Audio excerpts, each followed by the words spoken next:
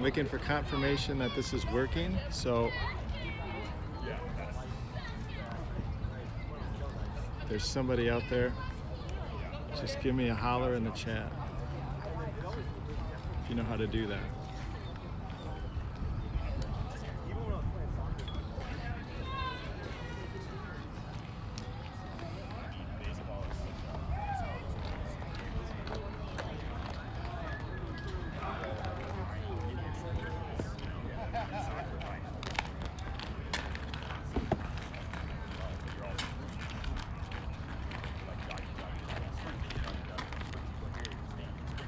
So it should be discounts on umpire time.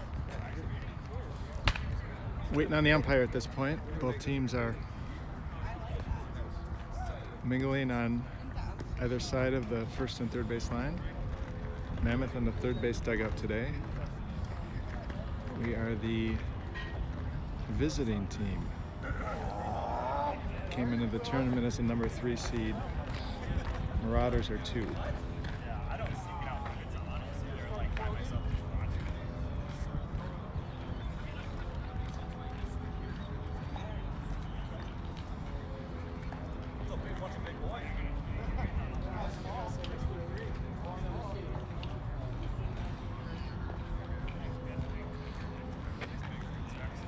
Hey Casey. Case, could you check real quick and see if this is streaming? Would that be easy to do?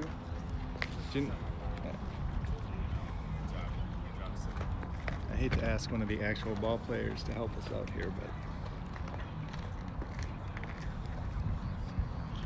They got a crew over there.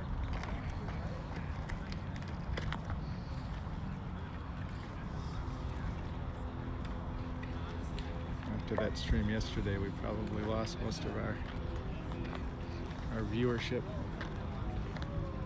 At this point, I think it mostly consists of Summer, Mammoth, and then a couple of parents. I think Mrs. Dahl might be watching.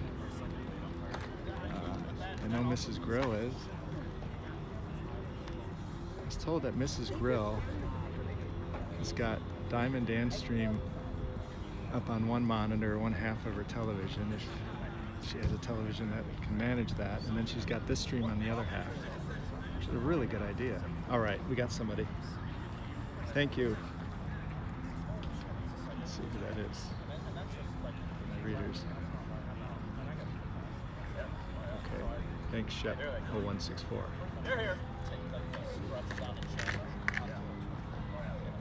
Casey, we're good. We're good. So again, we're just waiting for the umpires. Scheduled 10 a.m. start. This is a semifinal game. The number 3 seed Mammoth against the number 2 seed Houston Mauraders. Mammoth squeaked by yesterday, played a really, really good Long Island team. I think everybody agreed. They were the best team we've seen in the tournament. It was also the worst hitting conditions we've seen in the tournament. And probably the worst umpire. I talked to the guys after the game and I didn't realize how strong the feeling was in the dugout that that umpire was not an impartial observer. So, yeah, at least one guy on their team knows that this is live, and you said something. So, make sure not to give anything away in our scouting reports. Well, are they listening to us? They might be. I mean, if they know what indoor baseball experience is, side stream is someone was talking about it. So, don't worry about it. No, they're not gonna listen to it. Yeah, well, I mean, I don't give away anything. They're not gonna. I got it in the dugout, just an earpiece. Oh, you really lost control of it. Yeah. Channeling it in. Yeah. This is not the Red Sox. Yeah, right. So now I got it in the back of my mind. I got to worry about what I say about these guys. I mean, I try not to say negative things about any players, but sometimes I'll have fun at players' expense, and I try not to put the Mammoth in the crosshair, so maybe I'll have to dial back a little bit.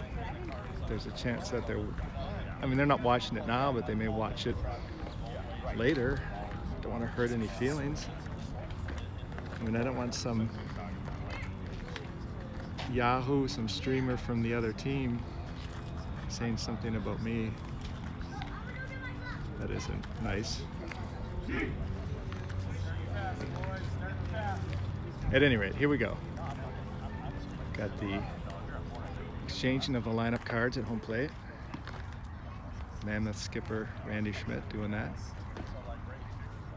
Looks like we got a righty on the mound. A little bit about the Mauraders. If you've been following the Minnesota streams, you may have seen these guys twice already. They played the Grays in the Grays' first game down here, and then they played the Grays yesterday in the Grays' second playoff game. Mauraders got a bye in the first round, so Grays won their first playoff game.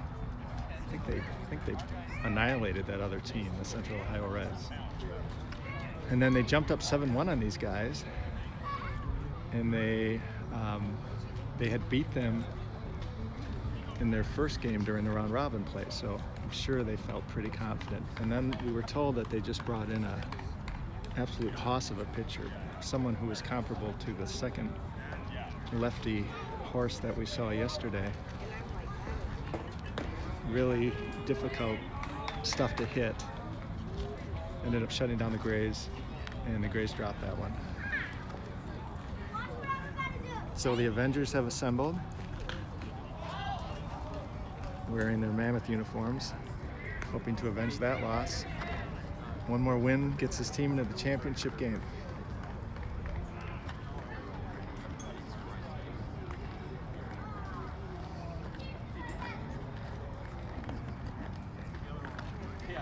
Lippert's wife. Excellent. Welcome, Lippert's wife. It's always good I'm just not talking in outer space. I think my mom will be watching. Gives her something to do back home, so I like doing it for that reason alone.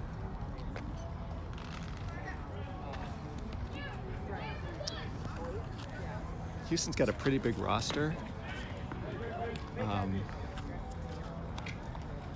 Usually that means that when a team comes in with 18 to 20, I think I counted 18. They have some depth at the mound, at the pitching spot. Oftentimes when you're building a tournament team, you don't want 18 position players because you don't have 18 spots in the lineup or in the field. So what you try to do, at least what Ken and I have always tried to do when we build these tournament teams, is find 13 to 14 position players. Maybe not even that many. I mean, if you got some durable guys you really want to play, let's choose 12 to 13, and then you find as many pitcher onlys as you can. Pitcher onlys don't take up a lineup spot, and they really help you later in the tournament. You don't have a guy who's thrown 3 times already. It's like the Mammoth are chatting with the pitcher on the mound, probably about how his arm feels. And that first pitch was not, I wouldn't describe that as an aggressive fastball. Does not have a lot of snap in his delivery. He kind of, it's interesting, his arm doesn't travel through the arm path fast. It's not like a grenade toss, but if you can imagine a grenade toss where you kind of keep that back arm relatively straight. I mean, it's faster than a grenade toss, but it doesn't have that fluid snap with the arm. Not a big fastball. Doesn't have movement on it, doesn't mean he can't spot it, so we'll see how the Lumberjacks react this first, see how the Mammoth react this first inning.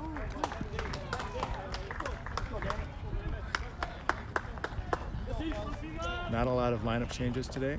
I think Mike Dahl may be starting, not in the batting order. I think Matt Gill pitched yesterday and didn't bat. I think Matt's taken Mike's spot in the lineup, but I know I talked to Randy about this. Randy really struggled with the lineup last night. He really wanted to figure out a way to get Mike in the batting order because Mike's really been hitting well. He said he kind of agonized over it last night. Talked to Mike this morning and explained the situation. Mike, of course, was completely understanding. Pitch up, 1-0. It's a luxury having Dan leading off.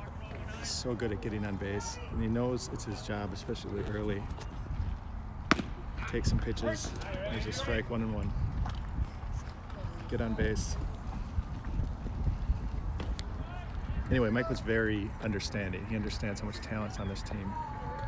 We probably will see him at some point. There's a loopy curveball. Not a lot of pace on these pitches relative to what we've seen, especially recently.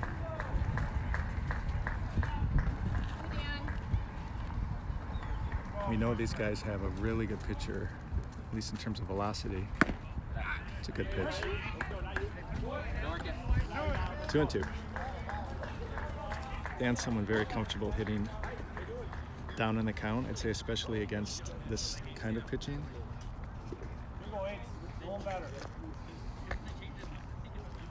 2-2. That one sailed up and away. Quick off-speed pitch, curveball. 3-2.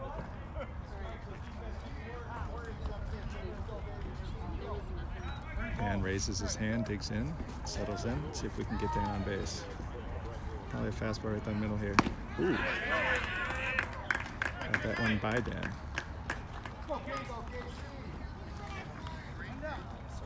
Heavy side. I think that was a strike. Snuck it by Dan's bat. 1 out.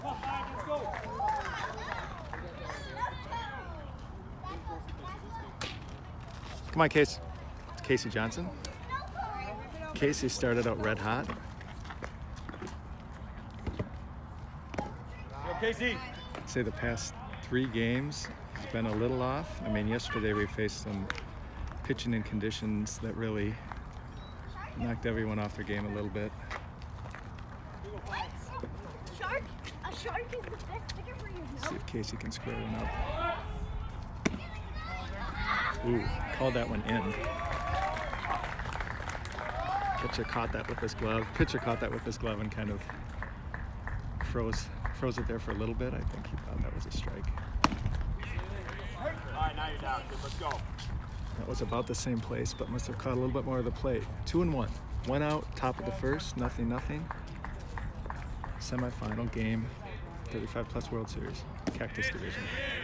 Nice curveball at the end of the plate. Casey's shaking his head no. He did not like that call. 2-2. Shoot.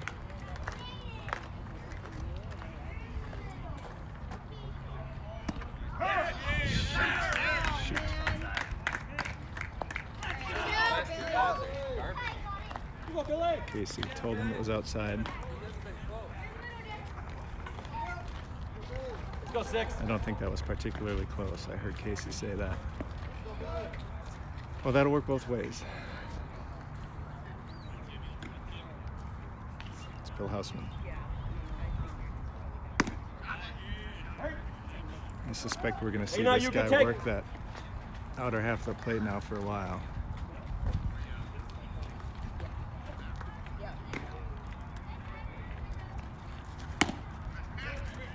Are you ready now? Let's go, baby. A little bit out in front of that one. Faced a really fast thrower last time Billy was up there was against a fireballer, so might be a little bit of an adjustment to slow the bat back down to this speed. High fastball. Fastball's got some decent pop. Like I said, he doesn't have a particularly have a pretty good pitch.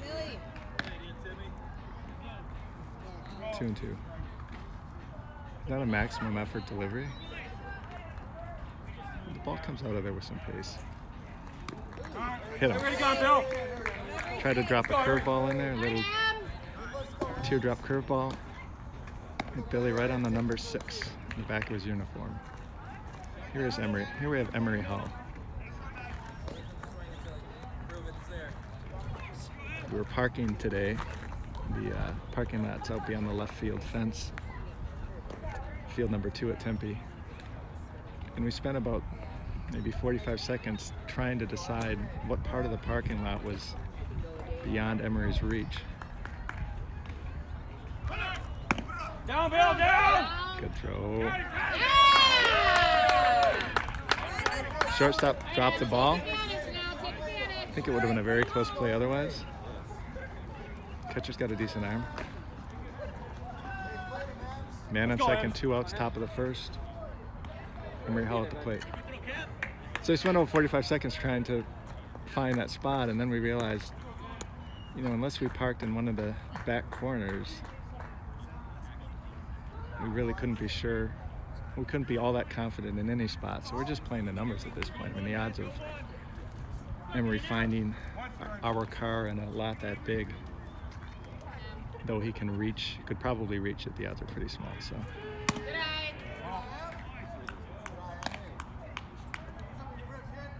It's a rental car, so probably we trade a busted windshield for a home run here. 2 outs, man on second. Come on, him. Oh, he got hit too. It's all over. Let's go. Pitcher taking a walk. He's walking. Oh, he's just going to get the ball. Thought maybe he was just going to walk to the dugout, leave without saying anything, walk out to the car, hit the airport and head home. He's going to stick around and keep battling.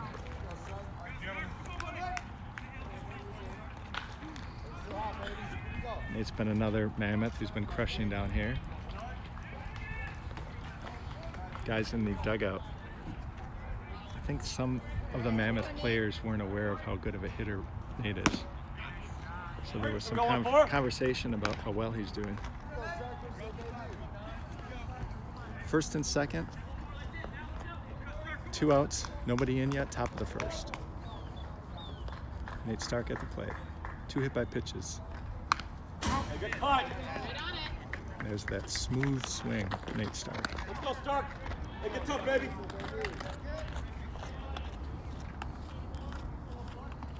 It should be a much better day of streaming today. We've got the sun behind us.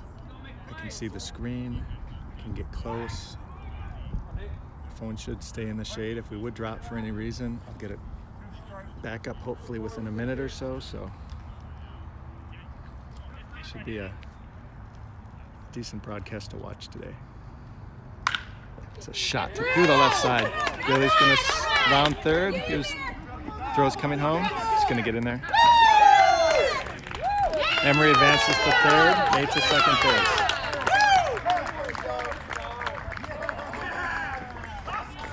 We got a couple of tusks from Nate Stark on second base. If you want to do it at home while watching, show some team spirit. What you want to do is you want to imagine you're doing an arm curl with a barbell. So you kind of, you grab the bar with both hands and you kind of curl it up, a bicep curl. But start as if you were in the top position of that bicep curl. Come on, Jax. There's 2 out there for you. Let's go. So your arms look a little bit like a pair of tusks, and then wave those arms around. That is the 2021 celebratory move at Mammoth. High pitch. Here's Nate Jackson. Nate was a one guy yesterday who hit this fireballer. He had 2 hits. Nate's got a lot of experience against really good pitching, so that did not bother him too much. He's also been dealing with some back tightness. Randy was anticipating at least 1 start from Nate, but that back has not made that possible. But we're just happy to have his bat in the lineup. He's such a good hitter. Little jam job. I think he broke the bat. Catcher, shortstop catches, throws high, but first baseman makes a play. Sounded like a broken bat. Nice job, boys. Ryan and Randy. Yes, sir. Let me see you. Yep. Looks like the umpire wants to talk to Randy. It's probably about the strike zone and some of the comments.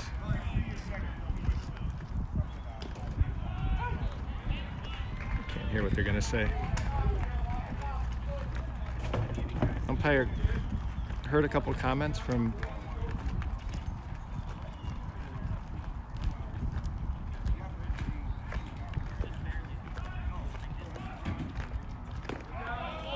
not sure what they're talking about. I can't hear it. I don't think it's about the strike zone. It appears to be something else. Lip said something to him. I think they're talking about maybe a post-game barbecue or something. I thought maybe it was about the comments we were sending his way about the strike zone, but I think it might be something else. Because Lip said something. Point of clarification Lip provided. We'll ask Randy. In fact, we'll go over there right now and ask Randy what that was all about.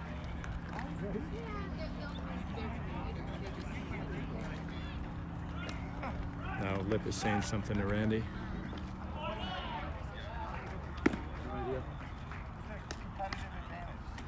I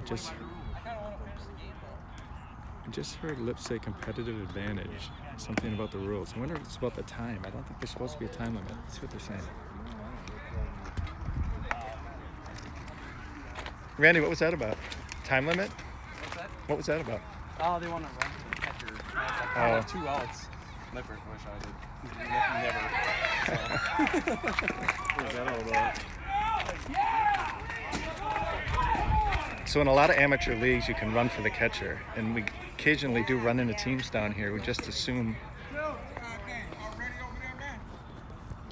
catchers get a courtesy runner. But this rule set down here in this tournament, it's the same rule set we have up in Minneapolis. You have to declare one of your 2 non-runners for your catcher if you want someone to run for that catcher. So every team gets 2 non-runners. Last batted out comes in and runs for whoever you've designated a non-runner if that player gets on base. But you don't get an extra courtesy runner for the catcher. So let's see what we got. Nate Stark, 1-0, bottom of the first. Nate leads off with a strike. Nate had 1 start so far in this tournament. He threw like 5 really good innings against a loaded Tucson team. That was our stadium game. Tucson came in with like 20 guys. A lot of them put together very well. That was a flail at a pitch off the plate.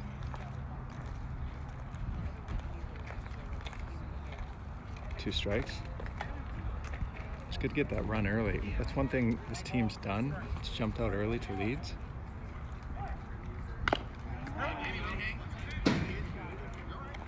Batter swung through that, then gave his bat a little punch. I think that was a curveball that Nate may have left up.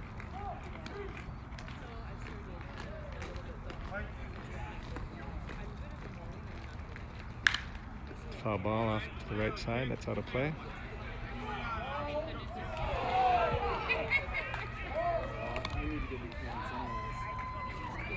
I see Flem is here. The Hit Club, Mike Santee. Good to see you, Mike. I was talking about you today on the way out. We got to get over there maybe next week and check it out. That's a foul ball. Maybe see if we can get the leagues running again this spring. This maybe after the year turns, but we'll talk. 2 strikes. Nobody out, bottom of the first. Mammoth up 1-0. Nice job, Lip. It's a ball in the dirt. Swings through it. Tosses it down to first base for the out.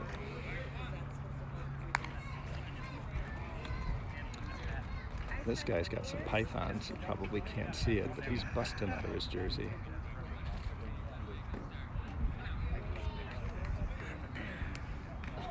Giving Lip a tap on the glove. Maybe a fellow catcher, maybe just a guy who recognizes a baller when he sees it. 1 out. Hey, watch right side. Let's see what kind of swing this guy's put together. Hey, Bushy, get ready. Very compact. See if he's got a swing to go with the build. I suspect he does. Number 2 hitter. He got a little Casaza to him.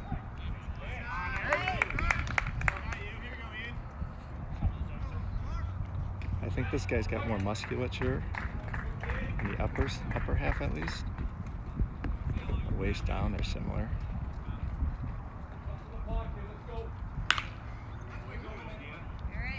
Stay down, try to take that the other way.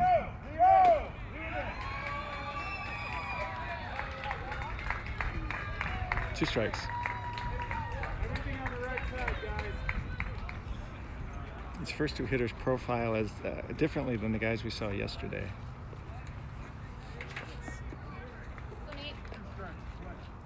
The guys we saw yesterday had more of the classic rotational, long, more of a power swing. These guys, both of these guys have taken a little bit more of a hands to the ball, go the other way approach. I haven't seen them try to turn on one yet. Nate came in on him there. That's the first one I've seen him.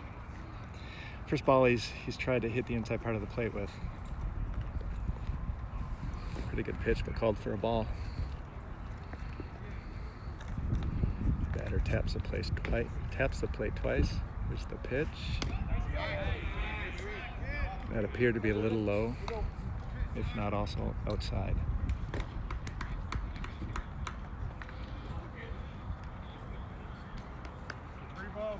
3 balls, 2 strikes. Payoff pitch.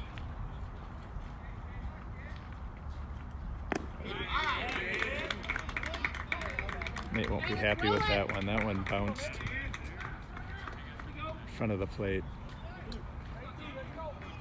Batter didn't have to think about that one. Number 17.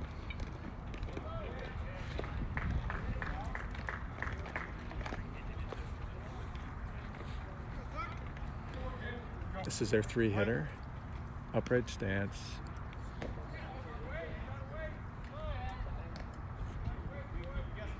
I think we might see more of a pull swing here, more of a turn and burn. Didn't appear to pull that shoulder off on that swing. I think these guys are pretty good hitters. They are the number 2 seed, 20-man roster, so you would expect a pretty good collection of players on this side. Pretty good lead for the first baseman. Nate has the advantage of being a lefty. I'm not sure what his move is like. Nate pitched for a lot of years with the Northeast 9, 28 plus TCMABL. He's now playing for the Irish. It's a ground ball, this could be 2. Flip to Grill at short, down to first, that's 2. Nice play by Casey at second. That ball had some pace on it. Looked like he bobbled it a little bit coming out of the glove, but made a good toss to Matt Grill at short. Matt, as usual, sailed one over to first base, right on the numbers. 6-4-3. So we go to the top of the second, 1-0 Mammoth.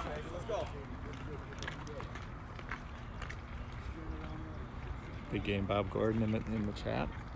Mammoth are visitors, yes. We're the number 3 seed. These guys are the number 2 seed. So it was all chalk yesterday. There were 2 rounds of games. First round was basically the 4 through 8 seeds, and the top 4 seeds got a bye.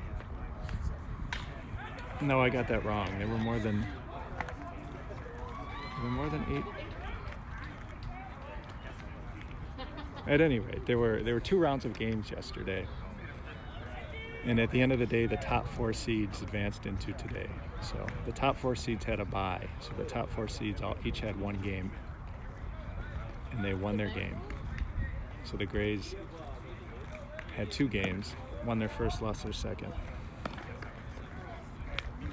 So a Seattle team finished the tournament 6-0. They got the first seed. Mauraders were 5-1, and by virtue of their runs against, slightly better than the Mammoth. They got the 2, Mammoth got the 3. The Utah Dodgers, I believe. Utah Royals, Utah Dodgers, I forget which, they got the 4. So 1-4 is happening behind us.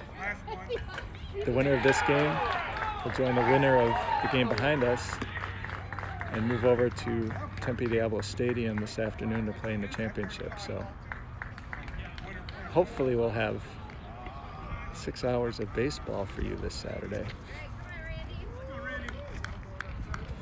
Mammoth up 1-0. We are in the top of the second. What did you tell your mom? It's Randy Schmidt. Randy re-aggravated an ankle injury. It's the second game of the tournament, but he's got it wrapped up pretty tightly. Probably a non-runner today. There is a blast. That burns him. That burns him. Randy's wheeling for second, running without difficulty. A double fist pump or a modified Mammoth tuss. I'm not sure what that was. All right, Randy's gonna be happy with that one. We'll talk about Randy. We'll talk to Randy after this half inning. It's a lot of fun talking to Randy after he gets a big hit. I mean, it's always fun hitting with Randy, but I always like hearing Randy recount his successful swings. That was a blast to right center. I mean, that was pure barrel. The center fielder started tracking to his left a little bit. That's going to drop. It's a little flare to right field. That's down.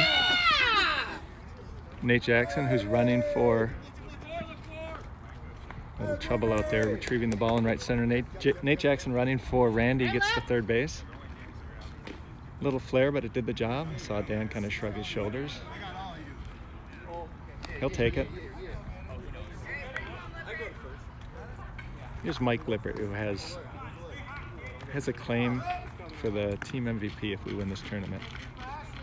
It's going to be hard to argue against Ken Wangler, who's got 3 wins for us, including pitching both ends of a doubleheader, which was absurd, but that's what Ken does.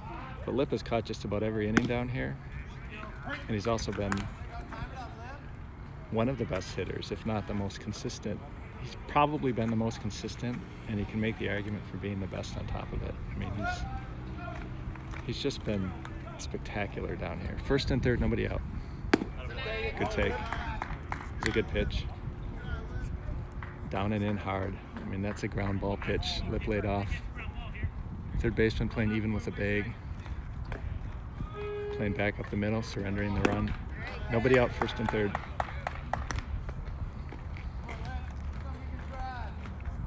Lip was showing his collection, his assortment of bruises to Kenny the other day. That pitch is way up. I think I underrated this guy's fastball. I think the fact that he's not maximum effort, sometimes that can create a deceptively fast fastball.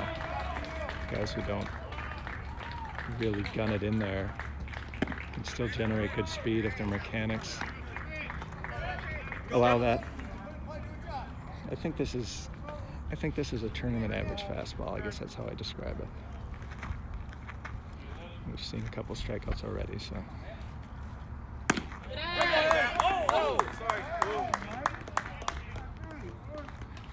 Mike just hit the umpire. So one guy who's a catcher, you can blame him. Yeah, give him crap, please. I don't think he realized he did it.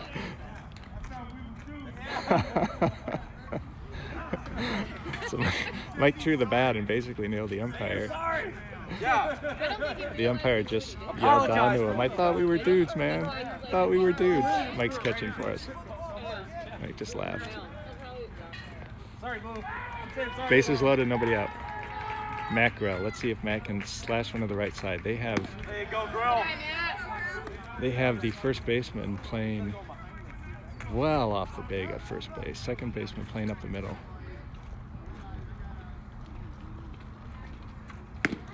You're hitter now, Good Grill. Let's fastball. go, baby. One thing I was going to say before the affair of the bat hitting the umpire, that episode, one thing I was going to mention is the discipline of these Mammoth hitters.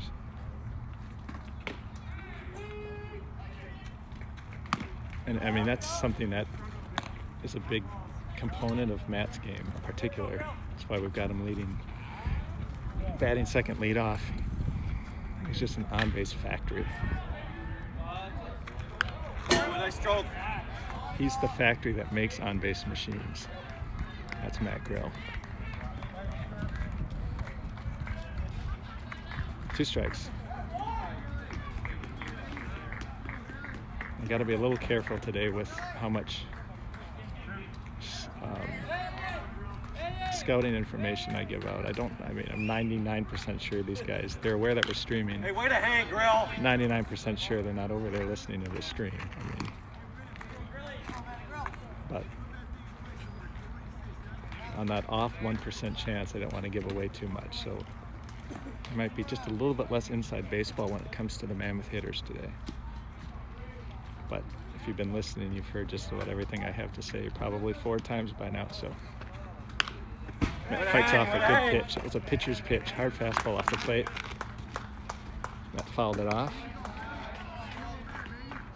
Takes a practice swing. Go get him, Dano. Pitcher slipped a fastball by Dan the first time through. Don't think we'll see that same result the second time. We got a pitcher warming up on the other side. They have one. There's a line drive up the middle. That's going to drive in at least one. They're going to hold him. I think that's smart. Got the top of the order. No reason.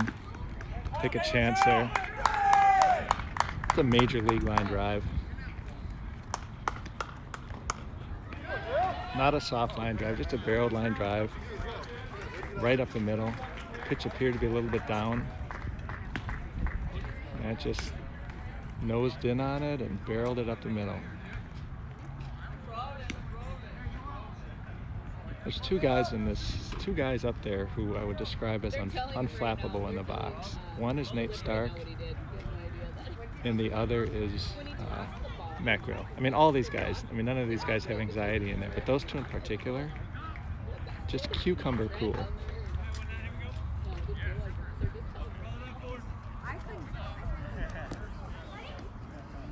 Now we're back to the top. Oh God, I might get hit. Nope. These fields are all back to back to back, so I nearly got killed yesterday by a foul ball.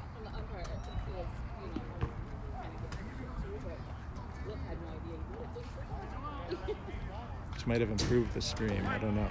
That stream was rough.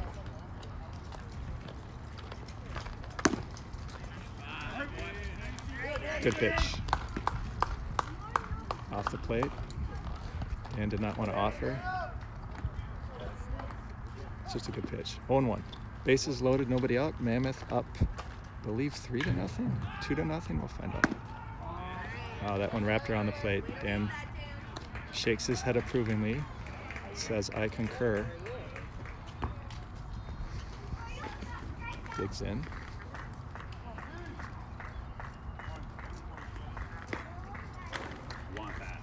One and one. That's a pitch. There's a tendency to leave that curve up and off the plate against these lefties. I was in the process of saying they have one really good pitcher who came in yesterday and shut down the Grays. I'm trying to see if it's the guy that got warming up. That's out of play. Leaving a lot of these pitches up in the zone. It was a high fastball that Dan swung under, fouled off. Sent a baseball over in their direction. A little tit for tat going on now between the 2 fields.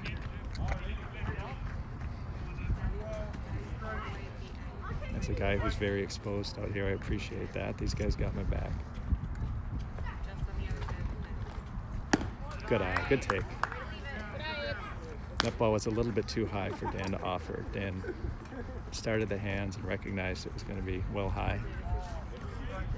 3 balls, 2 strikes, I believe. Probably struck Dan out before in a fastball. I would anticipate he's just going to come at him with another one.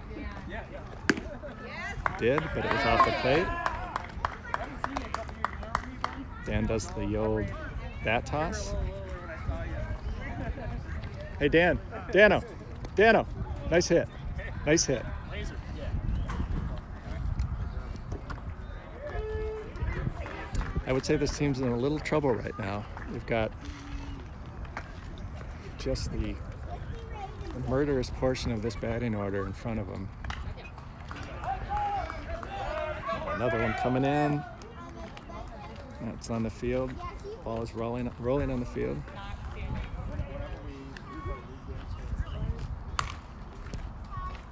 Hey Casey, what do we got? 3 or 4? Think about the bat. Think about your at bat. I'll find out. Don't worry about it. I think they brought in a new pitcher. They did. So we should be able to tell pretty quickly if this is the guy that they brought in yesterday that the Grays really struggled with. Okay, that's a live fastball. How you doing, buddy?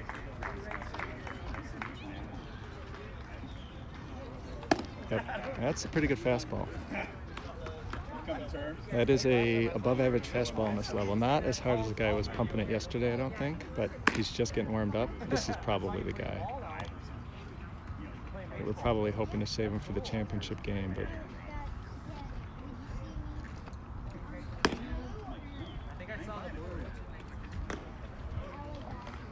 let's see what his curveball looks like. That was a heater. Looks like a pretty good curveball too. Oh, okay. Nice. So this is probably a pretty important point in the game. I think this guy's going to be tough. We've got the bases loaded with nobody out. One more, guys. Let's get ready. Do you hit the ball hard like your dad? This guy may give us some problems, so hopefully we can. Yeah, that's a live fastball. That's a hot one. Now today the Mammoth don't have to be looking into a sun. They've got an umpire who one would hope would be a little less partial, or at least the array of calls would not seemingly be weighted in favor of the other side. There were some concerns about the umping yesterday on the Mammoth bench. This guy looks like he's doesn't have any skin in the game for either team. He looks like he's doing a pretty good job. So this is a good fastball, but it's not something that these guys shouldn't be able to turn around. Bases loaded, nobody out. Casey Johnson at the plate. Yeah, that's a good fastball. I think that's going to get challenging to hit up in the zone. 0-1.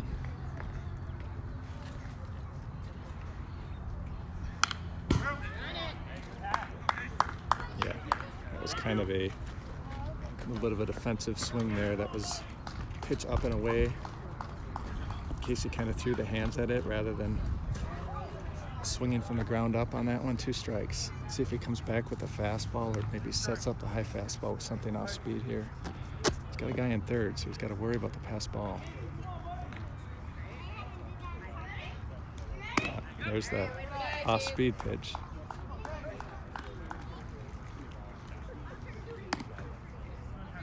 Now I'd be looking for something high and hot in the zone.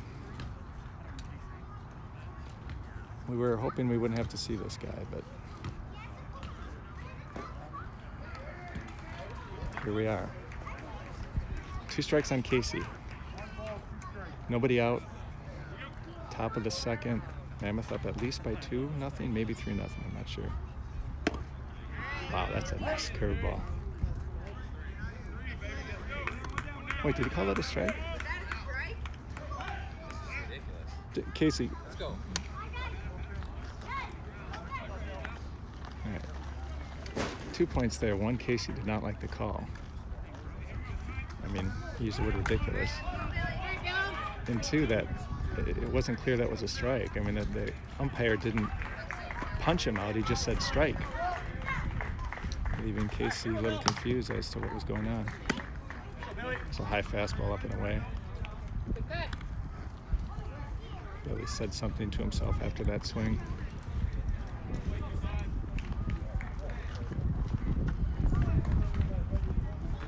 Oh, and 1. It's challenging Billy with this fastball here. Go, Billy. Come on, buddy. All right, Billy. 0-2.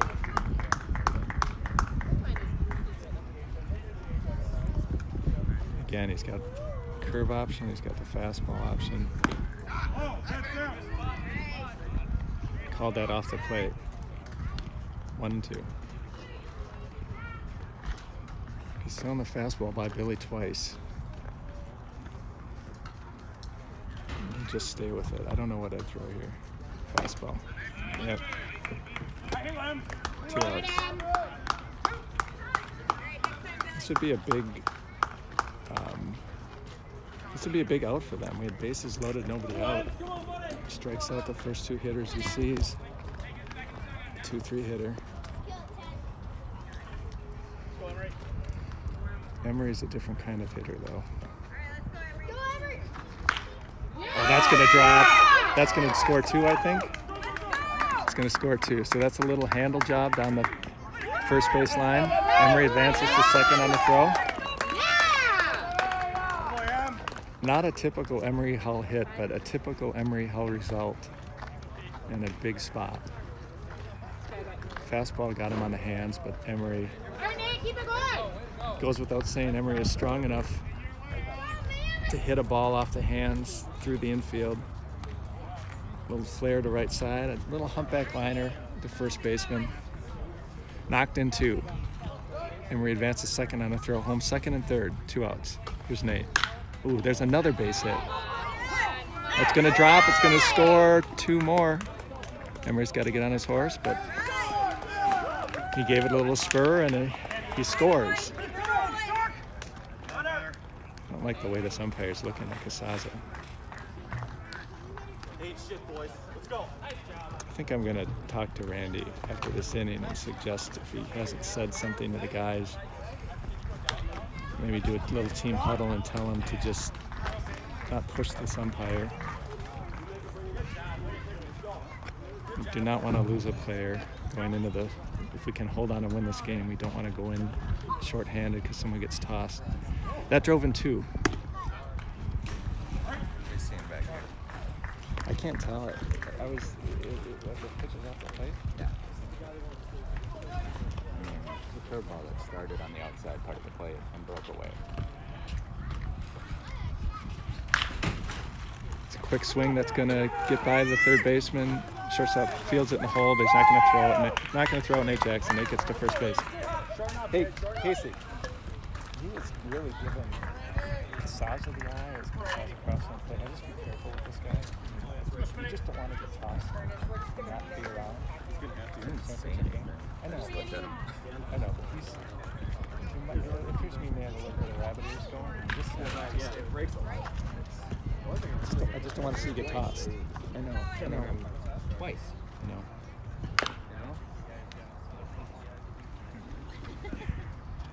Randy, Casey's clearly frustrated. Sometimes when you're in that moment, you think what you say and you think your gestures are innocent enough, but you don't know how the umpire is going to react to it. Got Randy Schmitty up here. Randy at the plate after Nate Jackson reached on an infield single.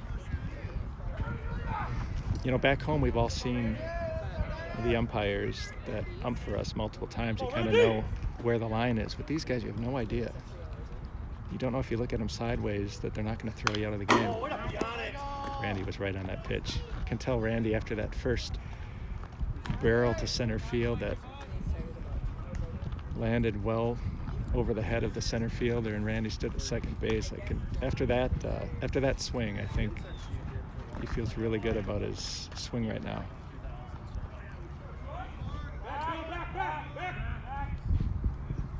Another shot. Second baseman catches it. We don't know what a mammoth sounds like, but Randy made a bellow. That might have been what the mammoth sounded like back in the day.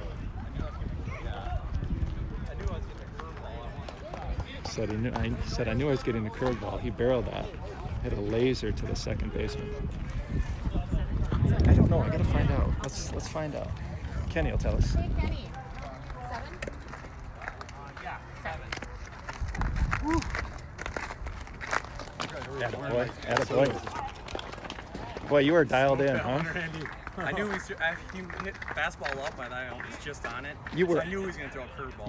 You were on time that pitch more I than was anybody. waiting for the Yeah. curve. I But would have that got the fastball too, because he's not going to throw it by. No, you were on time. More than any batter that faced Yeah, him that inning, I think.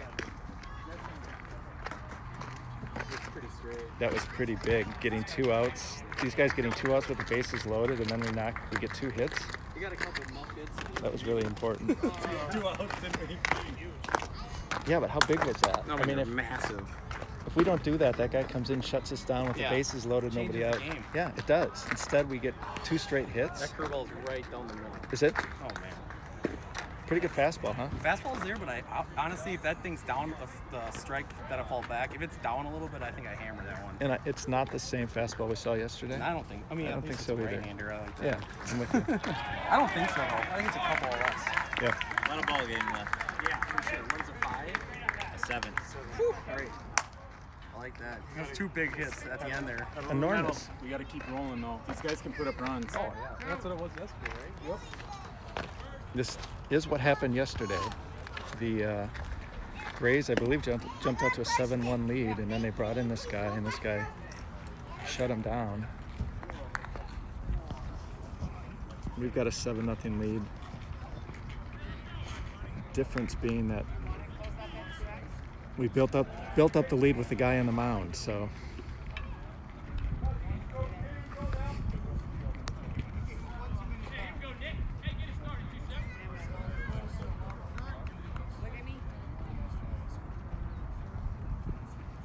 Very good inning, Bob.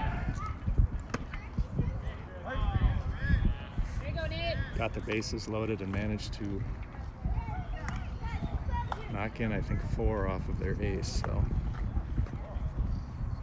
now we'll see if Nate Starr can settle in and quiet the bats.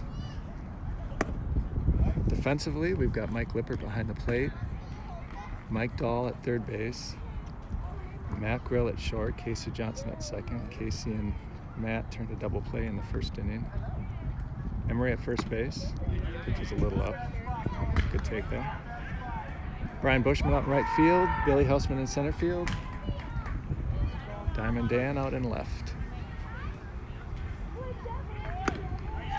Wanted to swing, did not, called a strike.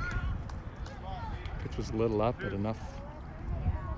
caught enough of the outer half to get the call for the strike.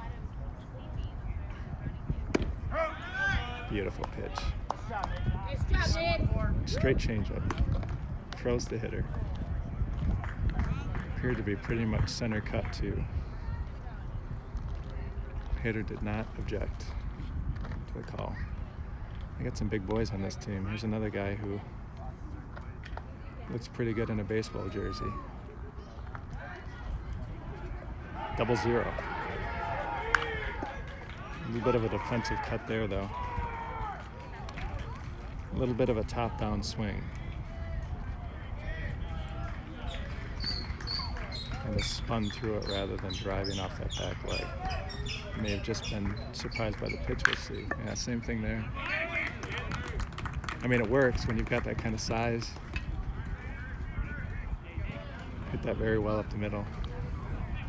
Coming out of the game for a non-runner.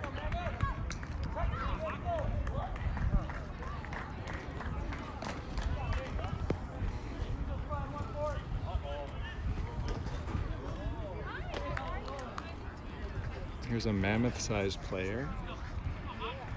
Matt Gray was talking before the game about how we're smaller than most teams. He said we're always smaller down here, and probably he was referring to the 25-plus group too. That has been a constant with the 35-plus Lumberjacks, the team that came before the Mammoth down here. We always were straight up. Emery's calling it. It's going to be infield fly, which is good because that's a tough play. He makes the catch, so 1 out. Lumberjacks were always a smaller team down here, which I always felt like that worked to our advantage because I think speed plays more than power does. These fields are so big. The outfield it feels like you're on this Arctic tundra. I mean, grass is really, really short. It's like a felt of a pool table, it feels like. So, you know, unless you've got Emery Hull, Tom Corcoran home run power and distance. I mean, it's not just being able to hit a home run back home, but you got to be able to hit it 360, 370 pretty comfortably to clear the fences down here. Unless you can do that, these these fields can swallow up a lot of fly balls. If you've got a lot of speed and you can hit the holes with your line drives, you know, you stand out, you get to third base. The other thing that plays on this level is speed. Maybe typically a quick one. There's a good shot to right, but Bushy is circling. Tough catch, but he makes it. Nice job, Bushy! Brian's done a really nice job out there for us. Good inning, guys. There's one play in particular earlier in the tournament. It was just a barrel, and it was hit right at Bushy. And if you play the corner positions, any outfield position, you know that those line drives right at you look like they should be the easiest, but they're the most difficult because you can't judge them. Can't judge whether they're going to land in front of you or behind you. And Bushy was fooled a little bit by it, but he recovered and made kind of a jumping catch, prevented that ball from turning into an extra base hit, possibly even an inside the park. In these parks, if the ball gets by you, like I said, it's like asphalt out there.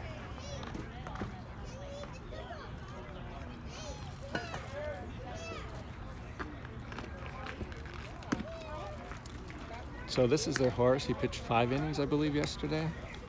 Again, I think they were hoping to save him for the championship game, but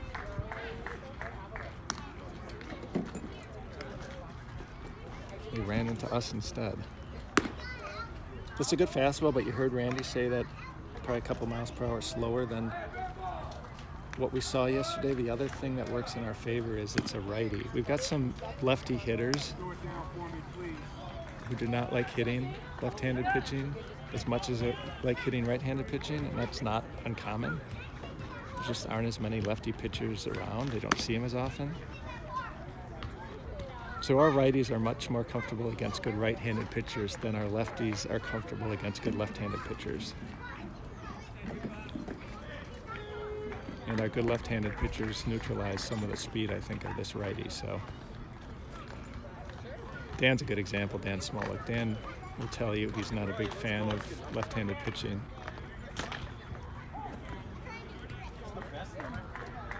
Let's see, Dan can square up this fastball. Call that one low, ball 1.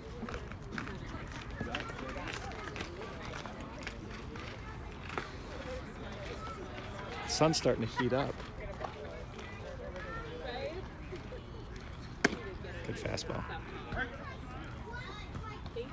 It's only going to be 85 today, which doesn't sound oppressively hot, but the sun's like a heat lamp. It's just relentless.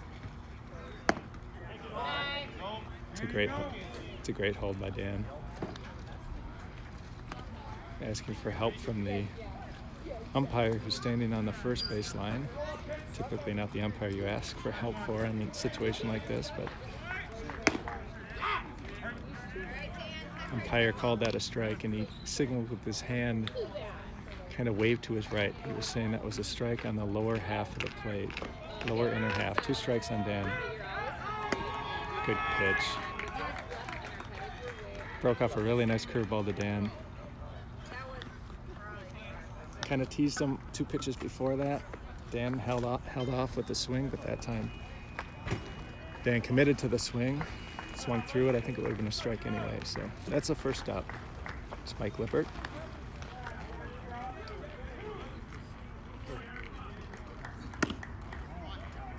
Mike had probably I would say the best hit off of the guy we saw yesterday. The really good pitcher. The ringing line drive to center field. Nate Jackson had 2 hits, and Nate had a good performance against that guy too. But I think Lips was probably the best looking hit. It's off the plate.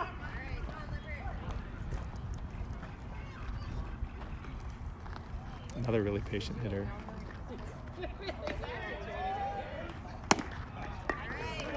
Great at bat by Lip.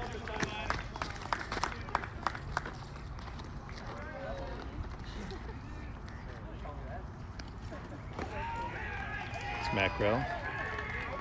Matt had a big hit his first time up. Just a crisp, clean line drive single up the middle.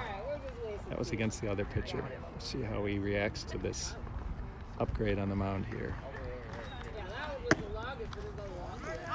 Ball gets away, runner's gonna advance. Lip still running. Craig Biggio, is that the comp we should go with? Craig Biggio when he was behind the plate and stealing bases.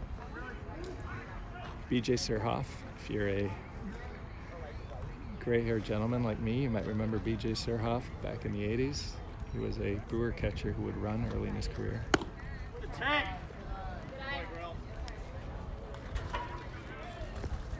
Or a gray-haired lady. My mom remembers BJ Surhoff. We had another mom in the chat. She may remember BJ if she's a baseball fan.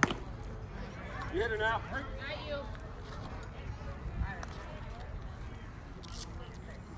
Yeah, behind in the count, maybe 2 strikes. Yeah, 2 balls, 1 strike, okay. Extremely patient hitter. Down! So Lip steals third. Catcher airmails the throw. Lip scores. Lip has been very, very aggressive on the bases for the Mammoth. Fucking love you. I mean, obviously it's, That's a championship ball player. yeah. That guy's awesome. No doubt. If I'm Mike Lippert, I find that clip of Dan Casaza saying he's a championship ball player, and I lift that out of this and I make it my ringtone. Dan Casaza calling you a championship ball player. Get out of town. I mean, that would make my year.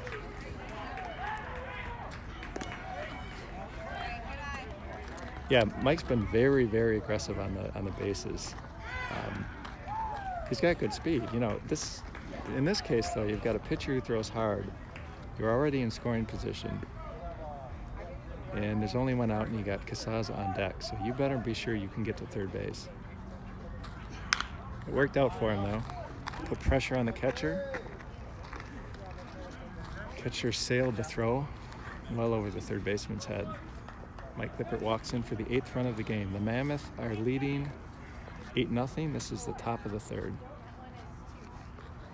Mauraders have a very good righty on the mound though, so that may drop. Nope. Shortstop. Shortstop runs back, makes the catch. Not quite deep enough.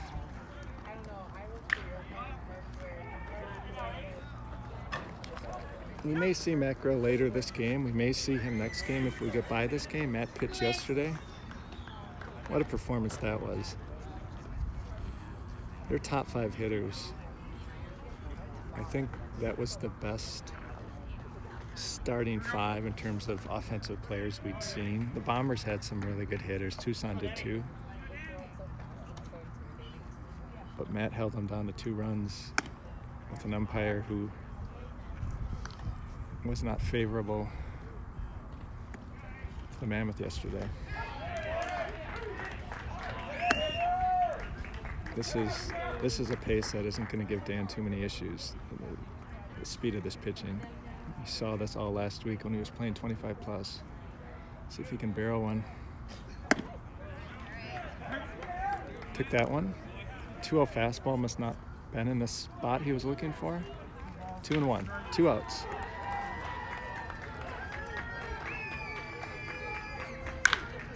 Oh, that is a sky to right field. Looks like he may make the play though. Diamond got into that one. Just a skied fly ball to right field.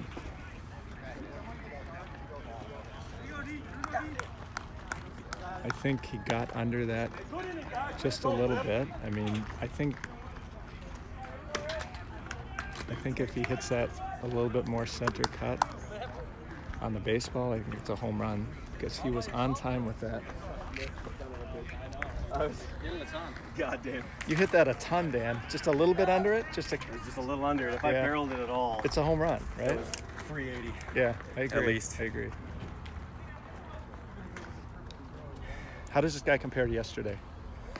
I couldn't see the ball yesterday, so it's hard to tell. He's better stuff-wise. Is he better stuff-wise? Well, maybe not.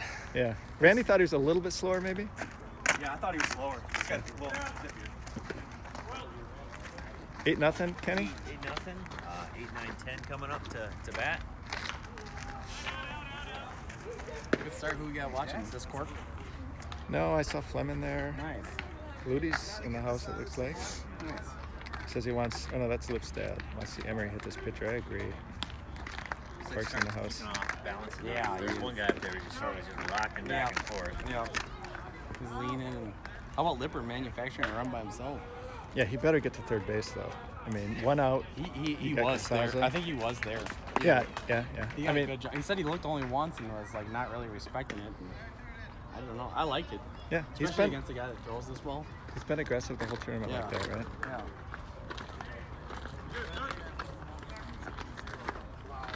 What are you thinking, Kenny?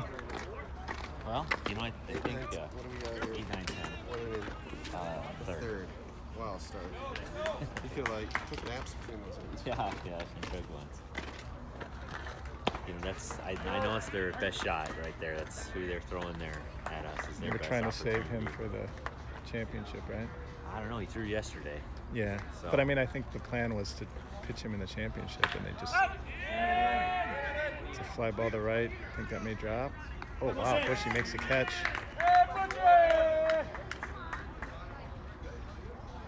You know, Stark just gets up there and just keeps him off balance, changes speeds like he's doing, and that's what you're gonna see. Yeah, you saw him pitch a lot of years with the 9, Yeah, right? yeah, he's got good movement on about every one of his pitches, and he can move in and out, and he's got pretty good accuracy too. Yep. He'll put it where he wants it when he wants it. He's as composed on the mound as he is in the box. He was always when I managed a 9, he was the ace of the staff. Trusted arm. He's a good guy to have in this game. Just that long lefty, you know, it's I don't know Right, what, and he's 6'5", maybe 6'6". he doesn't have that maximum effort. He gets his velocity from his mechanics rather than just trying to throw through the backside, throw it through the catcher. Very easy, graceful delivery in the ball. He's got great movement. Batter didn't like that call. Looked pretty good from here, but We faced these guys quite a few times over the years. yep, with the Jacks, Lumberjacks. Yeah. I remember them being comparable to us, right? Yeah. That's gonna fall. Base hit to right field. 1 out, man on first. A little inside-out swing, looping line drive to right field. Where are they in the batting order, Kenny? This is the bottom. Okay. Bottom top. Some water. Gets back. Set up back here again. Man on first, 1 out. Bottom of the third, Lumberjacks. Mammoth up. I think we heard 8-0. That's a strike.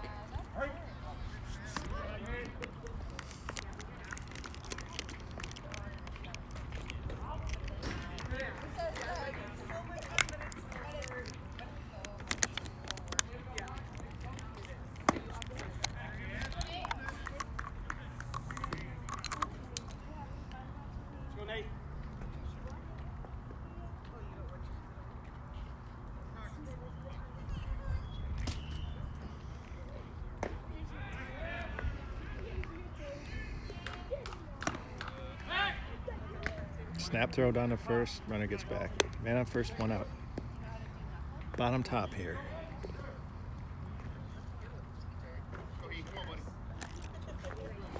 Nice to get this guy.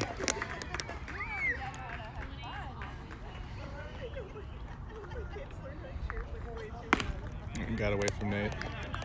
Well off the plate.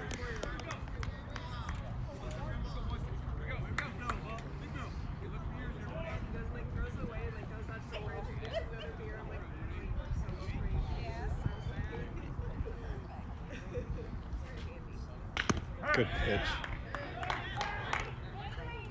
Batter took a step toward first, but that appeared to be a pretty good strike.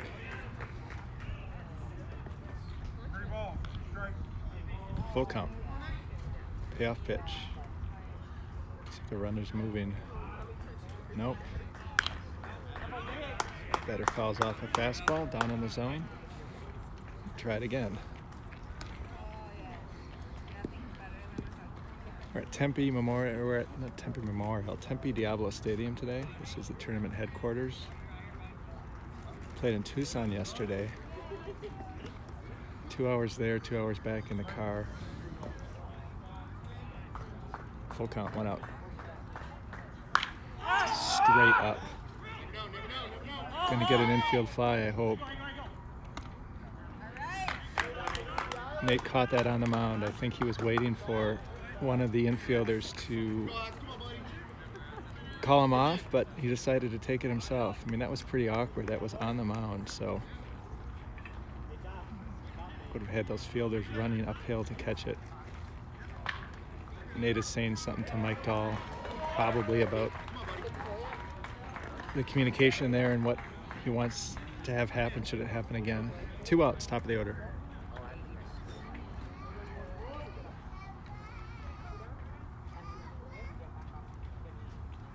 There's a little jam job to Casey at second. That should be caught. Out, 3 outs.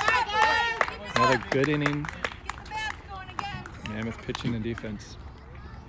Yeah, we played in Tucson yesterday. There was some issue with the fields down here. They actually had the consolation tournament happening here, and they moved the regular playoffs to Tucson, which was smart because I'm sure the thought was if you put the consolation out in Tucson, you'd have teams that just would say they're not going to go play in it. There's a championship playoff tournament and then a consolation round for teams. I think the Bruins are in that consolation pool. I think that's 4 teams. At any rate, it was a 2-hour drive out there, which was fine, and then the 2-hour drive back was just awful. You know, it's interesting looking at the landscape for maybe 20 minutes because it's a lot of mountains and sagebrush, but that gets old pretty quickly. And then it's a little bit like the drive from Minneapolis to Milwaukee, just everything looks the same. This next at-bat's going to be an interesting one. Casey coming up. Casey's frustrated, mostly at the calls. Yeah. So I think he's coming out a little hot here, and I wouldn't be surprised if he put a bolt or a jolt into a pitch, first or second pitch of the at-bat. Yeah, Casey's got really quick hands, and he's very short to the ball. He generates power with, he's got really strong hands, arms, really strong hands and wrists, forearms. He's got an open challenge to any Skeeter to compete with in arm wrestling. He claims that he never loses in arm wrestling. I've actually compared my hands to his before. He's got a couple of meat hooks. But he's very short to the ball. He swings the way they used to teach, basically handle to the ball, kind of swings down on it.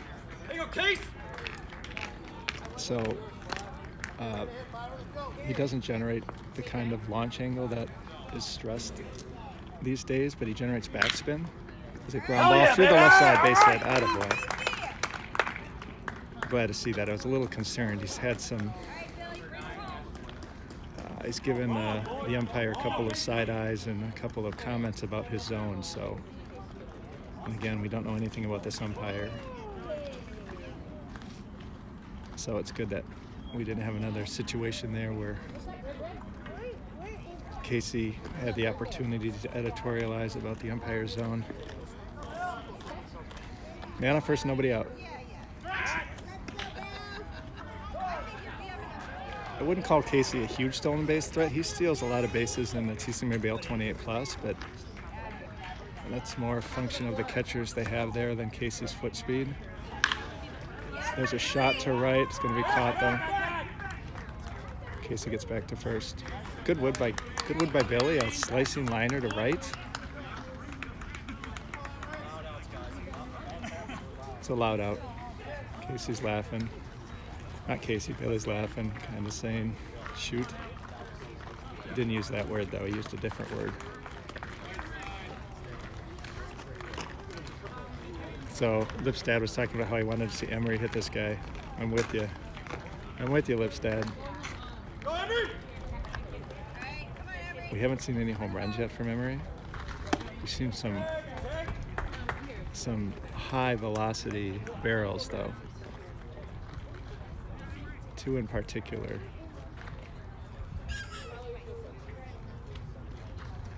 Curveball inside. One was one hopper, hopped over the shortstop's head and made it all the way to the wall in left center. So Emery hit a triple on that one. Count is 1-1, I think, or is it 2-0? Maybe 2-0. Fastball here. Nope. We've seen a lot of this too. We've seen pitchers who are very reluctant to challenge Emery. Emery has not really seen a lot of, hitters' pitches. That was one right there, though. It's a 3-0 count. 3-1.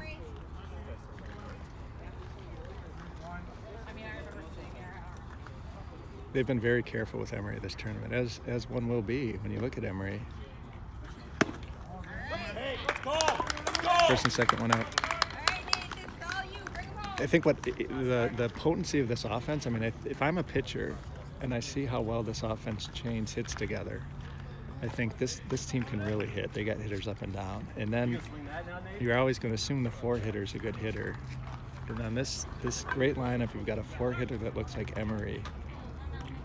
I mean, as intimidating as Emery is normally, I think when you drop him in the 4-hole in a lineup this explosive, he's even more intimidating because the pitcher's assumption is going to be this is their best hitter.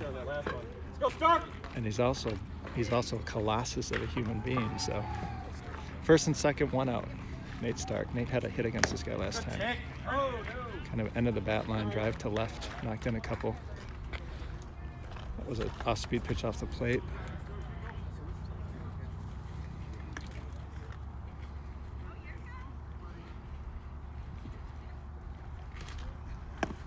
Pitch down and in. Nice stop by the catcher. Saved a couple of runners moving up with that glove work. Mentioned before how calm Nate is in the box, and then the second it's a ground ball through the left side. Casey's wheeling around third. Comes the throw. He's going to score. He's going to score standing. Threw behind Emery at second base. Emery got back. Another base hit. Another RBI single for Nate. Doing it in the batter's box and on the mound. Catcher just gave the pitcher a pat on the back.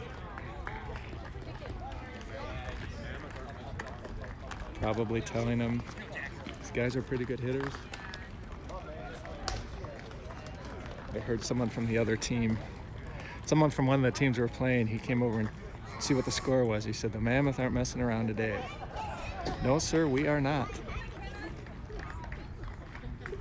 Here's Nate Jackson. I said earlier to the guys in the house, they have confidence in Nate's confidence. Nate's a really confident guy. And it inspires confidence in me. I hadn't talked to Nate much before this tournament. We've never played before. Had a really nice talk with him during our practice on Sunday. Talked a little bit about hitting, talked about some of the bats he swings. I also threw BP to him. I mentioned how he very short with his hands. He actually told me that he's changed his swing over the years, working on staying short and quick to the ball. But I noticed when I was throwing batting practice, his bat really flashes through the hitting zone. That's a good pitch. That's a good take. I mean, that was a curveball that just a little bit low. I just saw the catcher give a tiny little shake of the head. Very close, 2 strikes. It's a good take, but it's a dangerous take. Probably fooled a little by that curve. There's a ground ball third base. I think they're going to turn to. He hit that one well, but he's got some tightness in his back, so he's not running at full speed. Shortstop flipped it to second. Second went to first. Looks like the Mauraders are assembling outside of their dugout.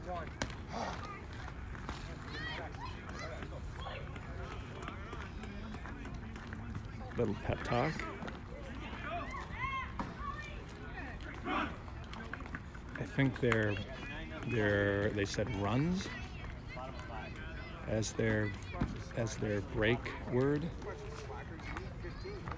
They're playing the Tomcats, 18 plus, and our break word was meow. Meow. Got some commentary for me. We got the youngest Mammoth fan. How old is this one? Year and a half. Year and a half. Yeah.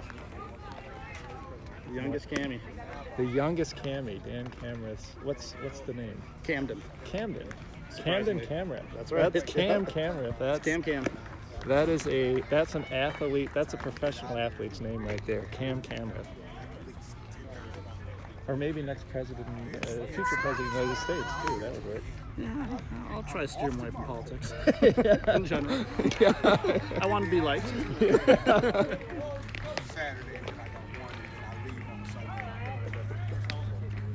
look at the picture.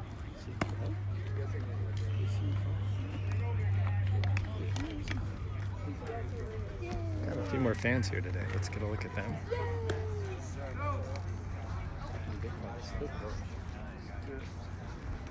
It's a game going on behind us.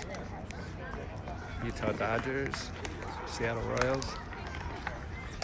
I think the Dodgers won on a walk-off in their game yesterday.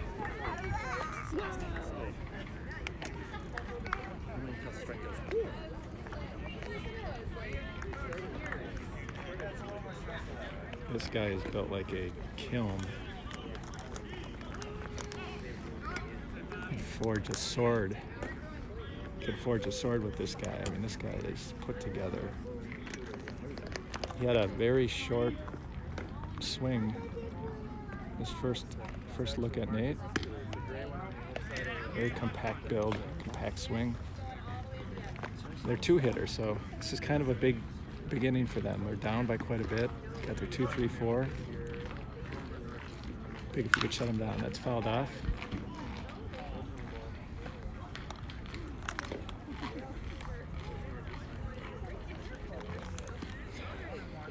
The score, I believe, is 9-0. Hey, Kenny, what's the score? And this is bottom of 4? 9-0, bottom of 4. Check swing. Called a ball, apparently. 9-0, bottom of the 4th.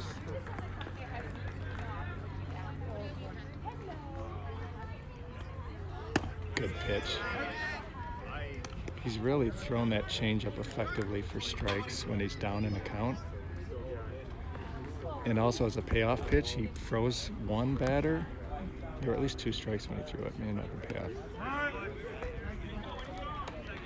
We saw that pitch earlier. It was a 3-2 count. Tried to throw that breaking ball, and he spiked it in front of the plate. That time he got a little bit deeper, but he hit the batter in the ankle or the foot.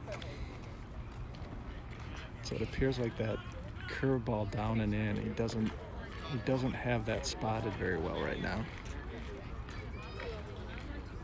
All right, this is their 3-hitter, maybe their 4-hitter. I think it's a 3-hitter. Yeah, it's their 3-hitter. He's dropping down the bunt.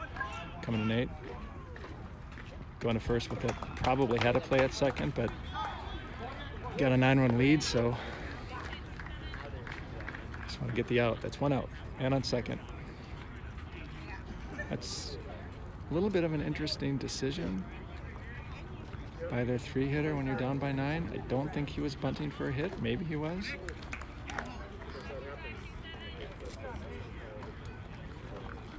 Kind of did not want to give up an out in that situation. But maybe there was something about Nate he saw the first time through that he didn't like. Thought he should give himself up. At any rate, 1 out, man on second. There's that changeup. He was right on that. That was the first batter I've seen who recognized that changeup. A very nice swing on it. I was catching Nate before the tournament. We went out to Neef, threw in the bullpen out there. I was really impressed with how much his fastball moves. I'd never caught him before.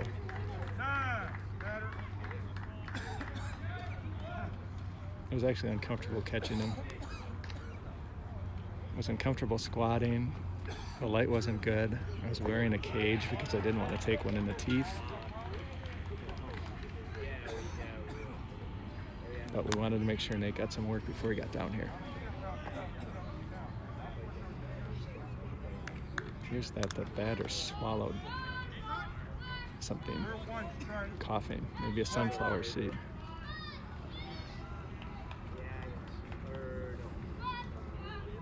Hopefully it wasn't a scorpion. Nate Stark was reaching in. We have a little brick fire oven or something back home. I don't know what you'd call it. It's outside. It's a ball in the dirt. Runner's going to move to third on that. Lip knocked it down, but he didn't realize it stayed in front of him. So we have this outdoor, I don't know, fire pit or something that you got to turn on. It's got a propane tank underneath. So Dan Smolik, the second night we were here, it was after dark, he reached in there, turned on the propane tank, pulled his arm out, and he had a scorpion on his arm. It's a bark scorpion. He looked it up later. I guess there's a couple different species out here. That's the one you don't want to have on your arm because it's the venomous kind. But Dan shook it off, scurried back under this little propane fire pit thing, and no harm done. We all wore shoes after that.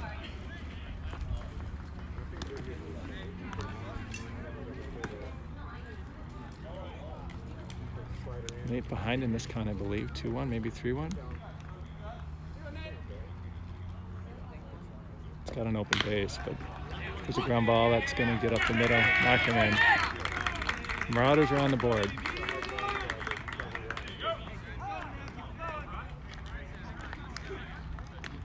That wasn't a ringing shot. That was about a 5-hopper that just found its way between Casey and Matt at shortstop, but he did his job, got him in from second base. One out, man on first base. Mammoth 9, Mauraders 1. We're in the bottom of the 4th. Nate Stark on the mound.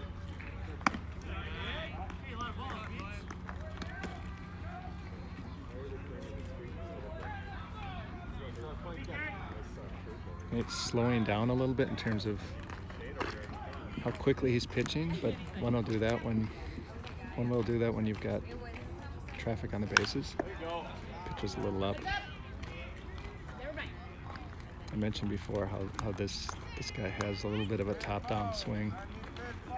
By that I mean it's an upper body swing.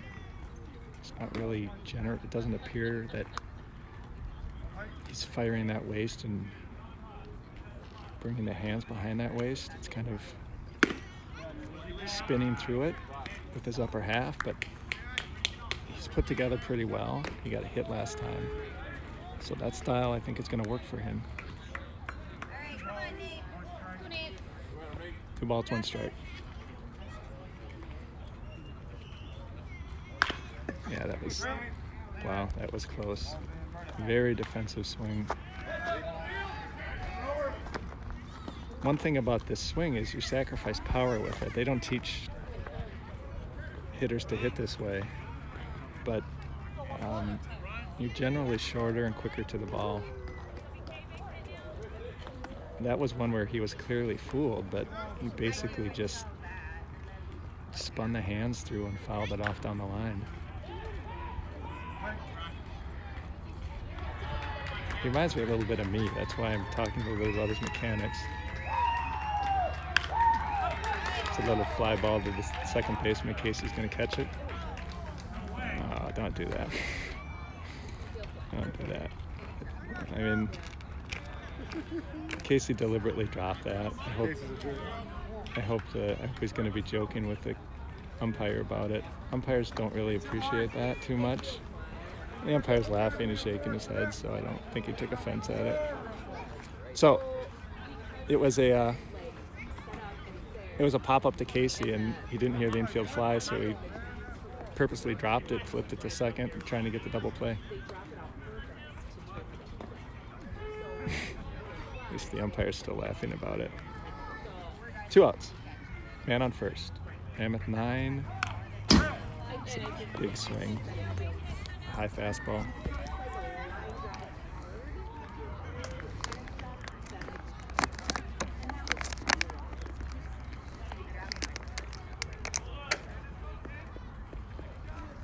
Sorry, got my water. Never want to spill your water in the desert. I just did.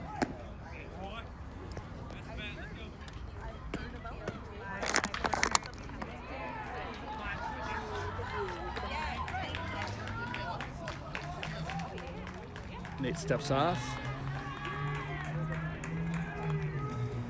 So if we can manage to win this one, the stream next game should be pretty good too in terms of the quality of it. We'll be in Tempe. I should be able to find a place somewhere in that stadium where we get a pretty good look at the action. Yes!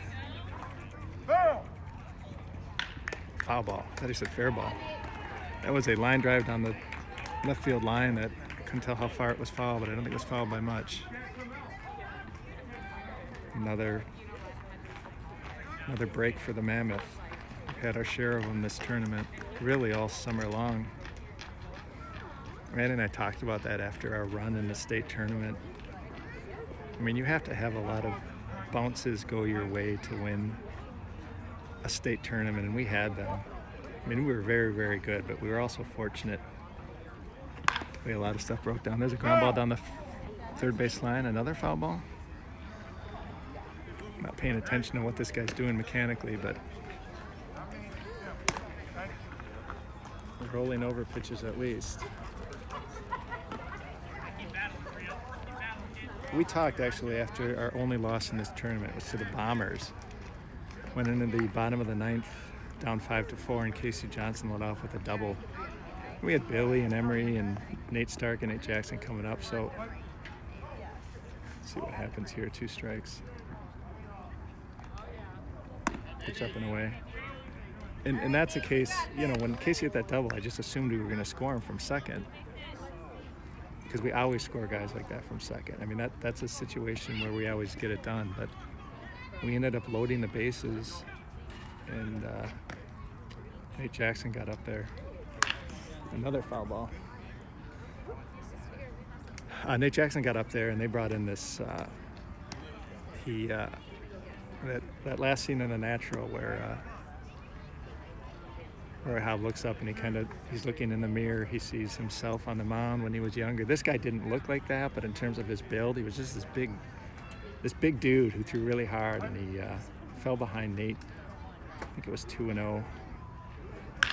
It's a ground ball. It's going to get through, base hit. After spinning off a couple, he stayed through the ball there. 2 outs, first and second. The guy didn't look like the guy from The Natural, but he was a big dude, and Nate fell behind 2-0, and Nate ended up barreling the ball, but he hit it right back to the pitcher. Pitcher flipped home, went to first, got Nate on the double play, so they beat us 5-4. And we were talking after the game, like that was the first kind of episode we could remember in the recent or even middle to distant past where it didn't go our way. Like Nate hit the ball hard enough to knock in a couple of runs and win the game, but he just hit it right at the pitcher.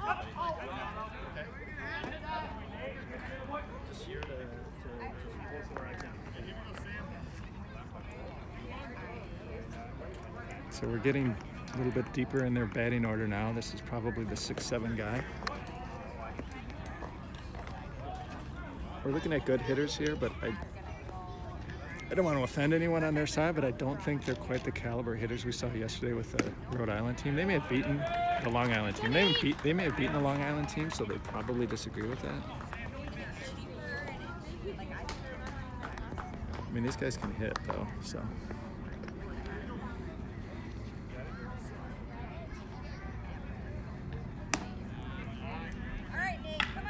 I don't want to say Nate's laboring this inning.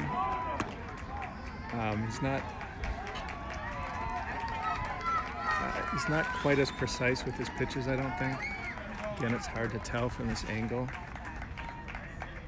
Certainly these at-bats are taking longer, both in terms of the clock and also just the number of the depth of the counts.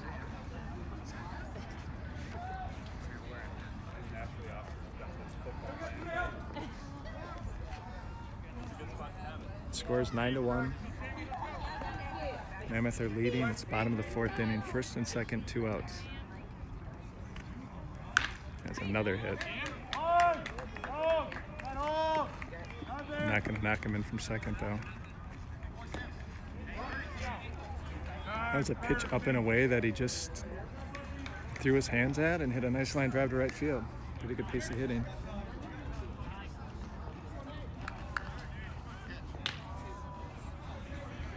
It's a lot of station to station so far with this team. They're not running bases.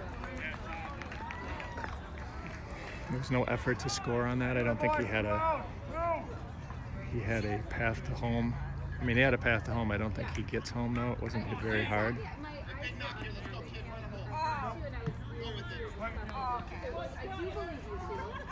2 outs. Let's see if we can get this guy and get out of this. That would be big. It's a good fastball. Really been impressed with the game that Lip calls. I played for a lot of years with Pat Hanlon with on the Lumberjacks. There's a fly ball to right. I think that's going to fall. No, it's not. Bushy comes in and makes the catch. So we'll see what Bushy has to say, and we'll talk about Pat Hanlon. One of my favorite stream subjects, Pat Hanlon. Attaboy, Bushy. Attaboy. Good read. Showing his pipes. Attaboy, Nate. It's a big out. That's how we win ball games, guys. How'd the umpire feel about that? Was he laughing? He laughed. It was in my glove. And Yeah, no, it was. Nice job. Let's go. I could have done the outside or let it drop to the ground like Clark did, but I was worried that he might take a offense at it, so I was glad to see he was laughing about it. I quickly Let's go. got good natured about it Yeah. to make sure that wasn't the case. Yeah. Let's do a flyby here. Let's buzz the tower. What's that? Yeah, maybe the umpire doesn't want us listening, so we'll move on. Keep doing it.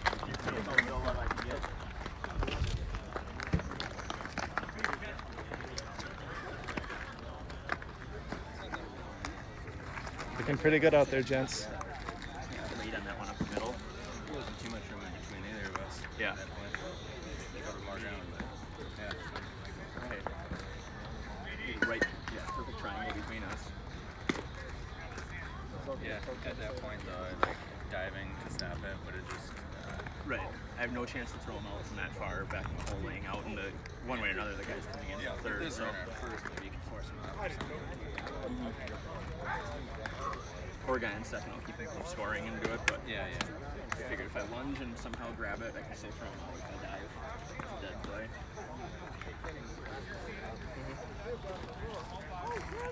So if I get on Jackson. Yeah. We got 9-1.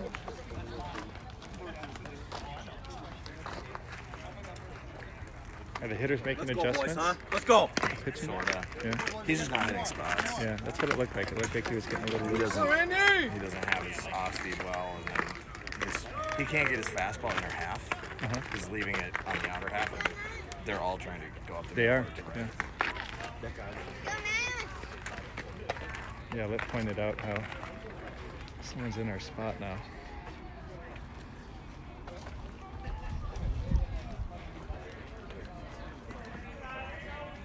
I mean, once again, I have the biomass advantage on this young lady. Yeah, we're gonna get on the other side. Randy! Of her. No, we're Go, gonna go Randy! right next to her. Barrel some more baseballs, huh?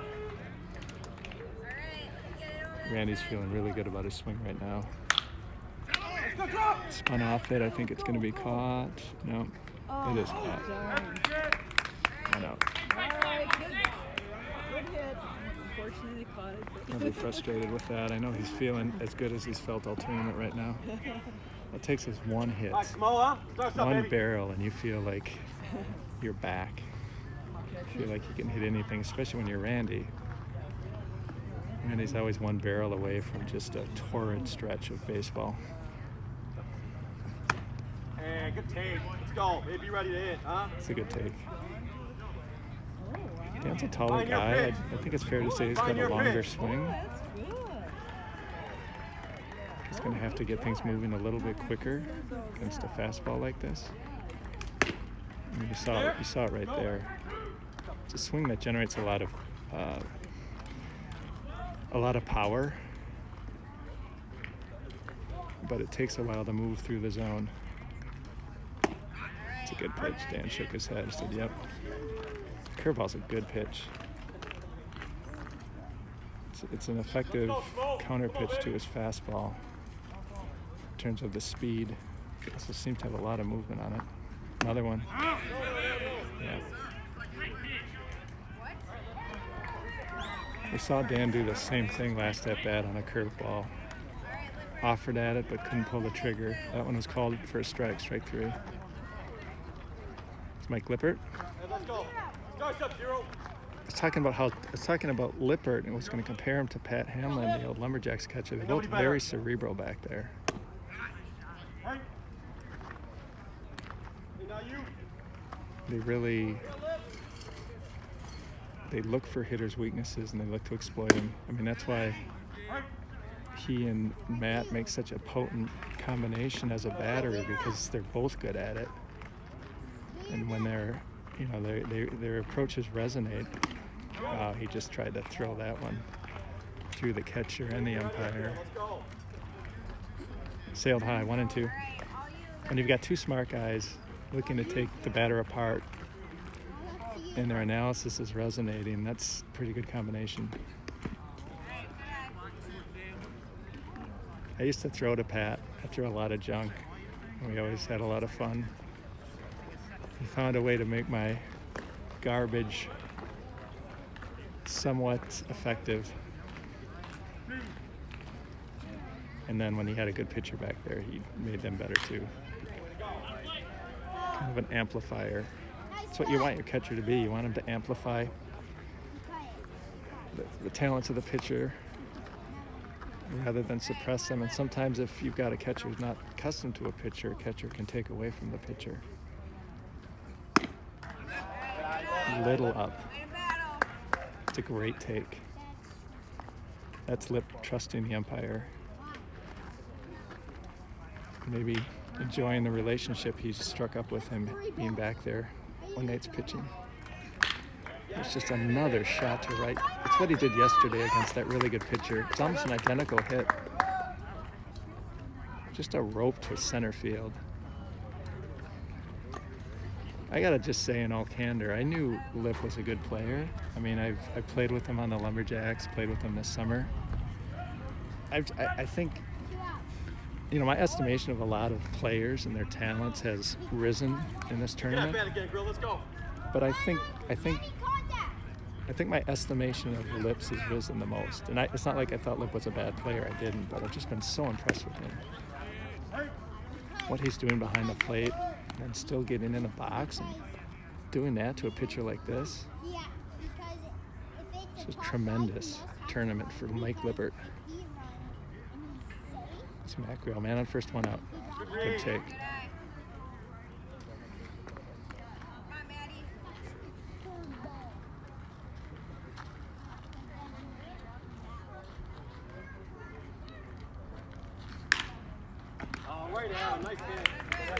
It's an absolute rocket to the first baseman.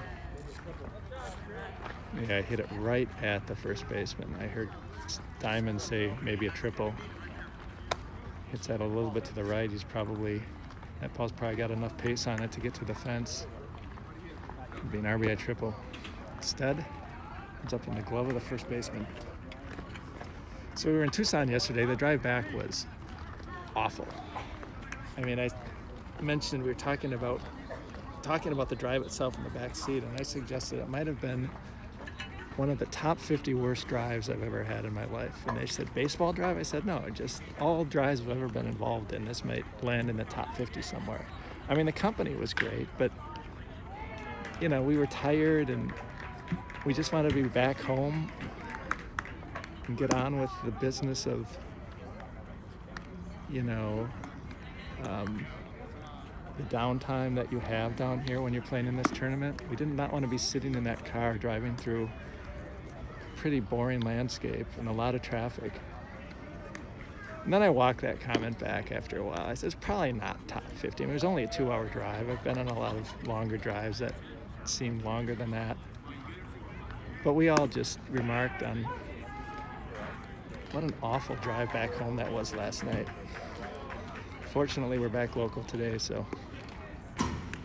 I also had like a top 50 worst restaurant experience. That I am comfortable saying. We went to Buffalo Wild Wings in between the games, and we all ordered some food, and Nate ordered some buffalo wings, and inexplicably the buffalo wings came, they came like 15 minutes after the food came.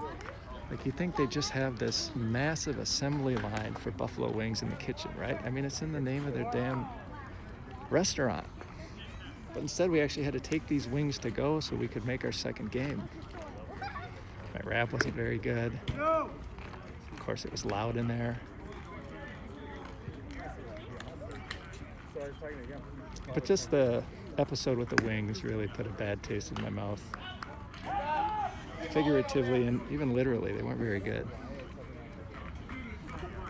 So my review of that, of the Buffalo Wild Wings, was my first time there. Not a very good review, not a very good experience. But let's get back to the game. We got a guy doing some squat jumps in the box. Pretty good vertical leap. I know Nate plays volleyball, so it might be interesting to see these guys square up. This guy's probably 6'6", taller guy. Boy, they are taking the same approach. Lip talked about that in the dugout. Taking the ball to right field. That's about the third time we've seen that. Nice piece of hitting. This guy looks like the bottom of the order, so. Squat jumps worked. I may have to incorporate that into my walk-up. Squat jumps.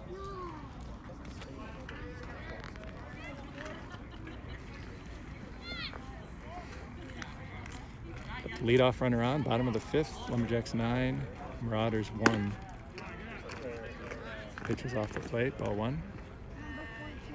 Again, we heard Lip talk about how Nate's having a little bit of trouble spotting his pitches. Nate's already pitched once in this tournament. It's a good pitch. Got the strike there. I think they're adding someone to the bottom. I see a guy on deck who I don't recognize. We'll see though. Runners go in, swings through it, no chance to make the throw. I think he was providing some protection. I don't think he was very happy he had to swing though. Or maybe he just put a bad swing on it, I don't know. 1 ball, 2 strikes, let's get this guy, Nate. He's tried to bury the curveball down and in on these hitters, in this case a couple times, and he's bounced it once, hit the batter once. There's a ground ball left side. This is not going to be an easy play for Mackerel. Damn it. So one hopper to Emery at first. Emery couldn't field the throw. It's a very difficult play. It was a slow roller to backhand side, so Mackerel had to go into the hole. I think if the throw gets to Emery, it's an out, but he really had to hustle to get it down there. The runner was breaking. I don't know who's covering on that, so Matt may have been moving towards second. I guess that's Casey's ball, isn't it? We got a righty in the box. At any rate, first and third, nobody out. Yeah, if this isn't their, this must be their leadoff guy, because I recognize the second guy. So I'd say that this is probably the most precarious situation team's been in this game defensively. First and third, nobody out. Staring down the top of their order. 9-1. It's a ground ball to Maddox Grill. Short. Relay. Okay, we got one. Fielder's choice. Ball just didn't have enough pace on it. It didn't get by Nate Stark by much on the mound. It didn't really have a play on it, but ball did not move with much pace. By the time Matt fielded it and flipped it to second, Casey wasn't going to have a play at first. So they got the run in, but we got the out. I think we trade that. I think we take the out for the run in this case. We're up by 8. Just try to kill the beginning. 1 out, man on first, 9-2. This guy's he punched one right last time.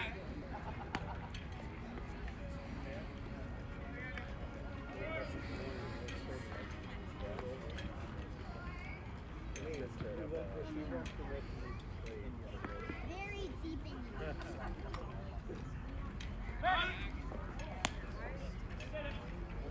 Nate making some throws. Guy just stole on him. Last batter broke for second. I guess it was 2 batters ago, so Nate's giving that first base runner some attention here, trying to keep him close. See, the umpire's just studying him right now, making sure he's not going to balk. Should have asked Kenny about Nate's move to first. I mean, he's a lefty, so he's starting in a good place. I don't know if he's got a good move for a lefty or if he's just got the move, a lefty's move. Let's get this one. 9-2. Yeah. Matt Carter's in the house. Wow, look at you. Looking good. I hear AJ behind me too. Are you good? Not too bad. How'd you guys follow? We lost yesterday. These guys may be on their way to the airport. This is something Jax used to do. We'd come out to these games on our way to the airport. Not that anybody cares, Jack's travel habits. There's a fly ball to right. Come on, Bushy, make that catch. Makes the catch, one-hands it, gets the ball in quick, holds the runner at first. Casey gonna try to get him? Nope. Just solid out there in right field, Brian Bushman. Hey, way to play, Bushy! He's such a selfless player. I think that's one reason why he's so popular on this team and probably almost certainly with the Cardinals as well. I mean, the other thing is he's got one of the funnest personalities you're going to meet on a baseball field.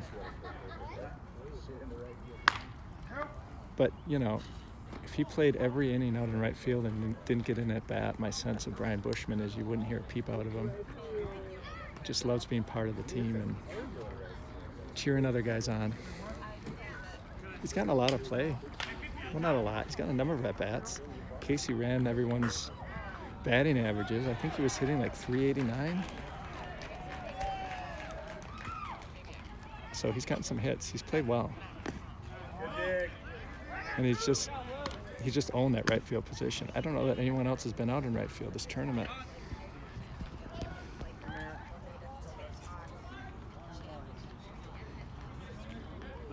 This is a 3-hitter. This guy strikes me as a pretty good player.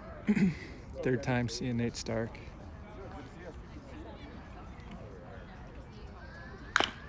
Went up for that one. It's a chopper. It's going to be a tough play. Mike Fields. Got him. What a nice play by Mike. Mike got that on kind of a deeper hop. Right on top of that. So he was kind of fall back as he gloved it, pretty much shoulder high, but he fired a strike over to Emery, got him by half a step. Everybody know the status of that game on field? No idea. You just gotta, no,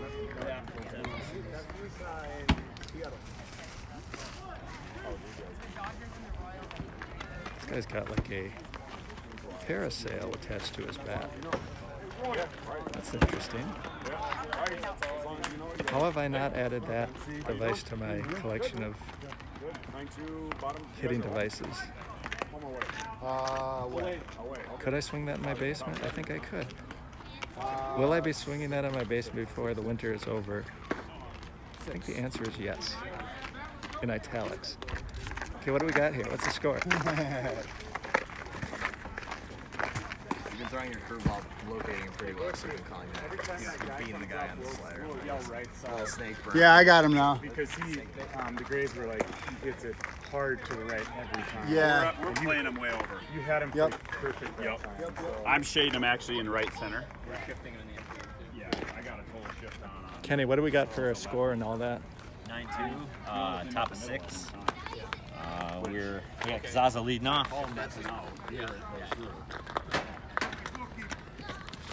Yeah, I'll take giving him a single every time. 9-2, top of 6. Here we go. Add to it right here. Here we go. See, he's just going. Hey, nice wood last time, Billy. Hey, thank you. Appreciate it. It's too bad he was standing there because that's a triple, right? Yeah, Danny gave me some good advice about my load. I was loading late, so I just loaded a little earlier and caught up to him. That's good. Plus, I think he definitely loses a little velo when there's a run on. He's in the stretch for sure. Really? It's interesting. Oh yeah, I bet it drops 5 miles per hour. So didn't when he notice can wind up, he can pump it a little harder. So makes it a little easier to hit. So we're rooting for a base runner. We're rooting for a base Bill runner. Houseman. Yeah, right. Please help me out. I need a handicap. Did you see me when I was throwing?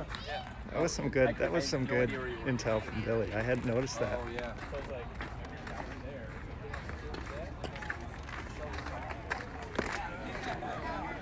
Get back in our situation.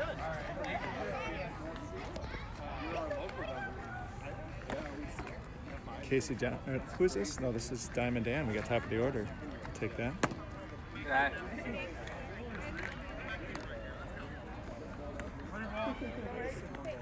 3 balls. Is it 3-0? See what? Yeah, it's 3-0. That was a take. That was a take. Pantomime of a swing. Ball 4.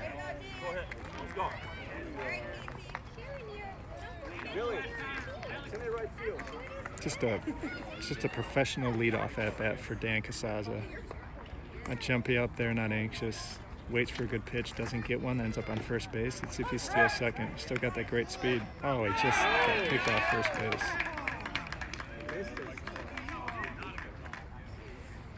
Heard him say not a good call. It's impossible to see here if he got under or not.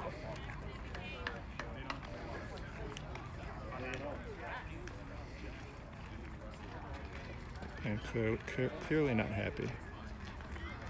He had a very good lead. Definitely a bang-bang play. I couldn't tell though.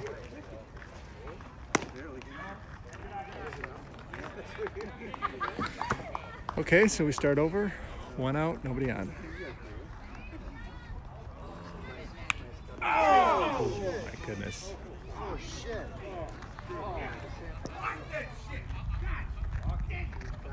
I'm not going to show this umpire. In fact, I'm going to pull it off. He got hit in the shoulder. Said block that shit to the catcher as he was writhing in pain. He just caught that. He caught one of this guy's. This guy wasn't in the stretch either. Where'd that guy get hit at? Right Shoulder. on either elbow or like bicep. I think it was shoulder. Right there. Bicep? High forearm. And it hit all of it. The catcher did Damn near got me. And then catcher couldn't get it. Coming back. All right, let's step back up. Nice round of applause.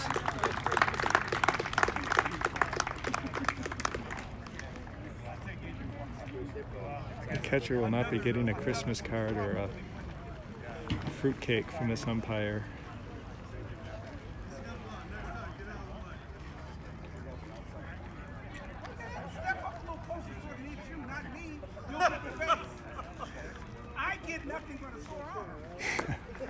Joking with Casey. I think he was asking Casey to take one for him. So that pitch was really in. Casey jumped out of the way. Catcher could not get the glove up there. The umpire says with exasperation, that was a ball. I saw the catcher apologize to him, so maybe the Christmas card's back in play. Good cut by Casey. High fastball swung under it.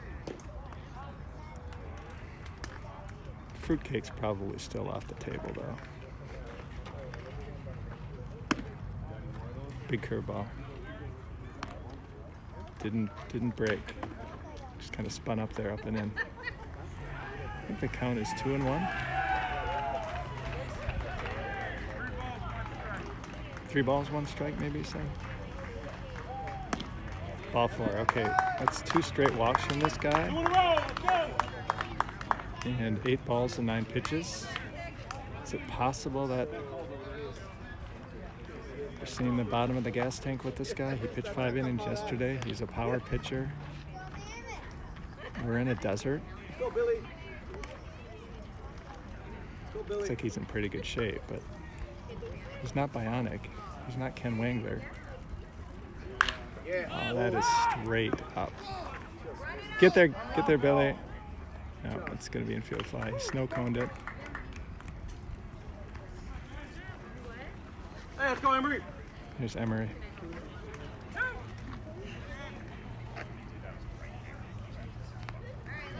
If you could hear that, he said that was right there.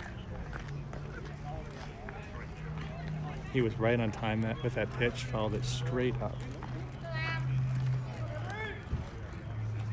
Just once, I think we all like to see a pitcher challenge Emery with a fastball that he can hit. I've seen a lot of that. Off speed is a strike.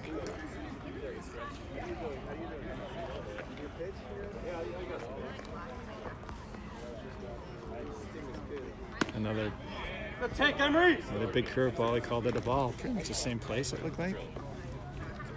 I mentioned this early in the tournament. I asked Emery how he likes hitting slower pitch, and he says he does. He says he doesn't get a lot of fastballs. He just needs to send me a ball, so he's comfortable hitting. It's a good fastball, but just nothing he can hit. Good approach. Pattern I see with fastball, these guys who can throw hard is they're working Emery up and in, which makes sense. Get under his hands. Runner's running. Down! Go, Case. Nope, he's going to hold up. Casey steals second. He did kind of a... He slid head first. The ball sailed over the second baseman. I think if Casey goes feet first, he may advance to third, but you're in scoring position at second. Better safe than sorry. Give Emery a chance to drive you in. So, nice piece of base running there by Casey getting to second base. Okay, that was one I think Emery probably could have turned on. Come on, Ems! Been seeing so much off speed from this guy, he may not have been looking for it. It's 2-2. I think the umpire's confused.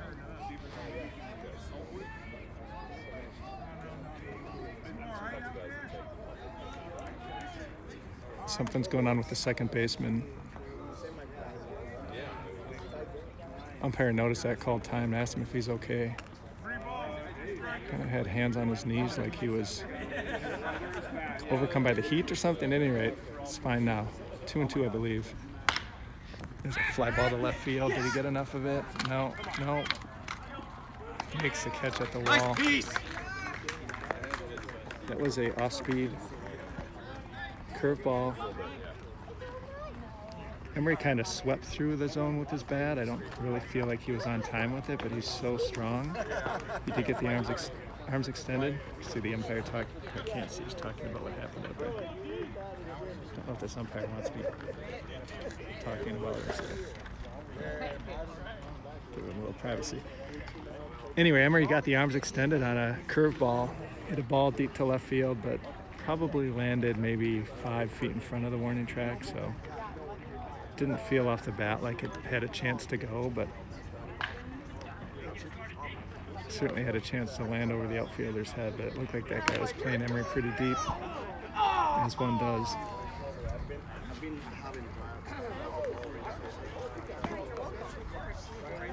See the umpire.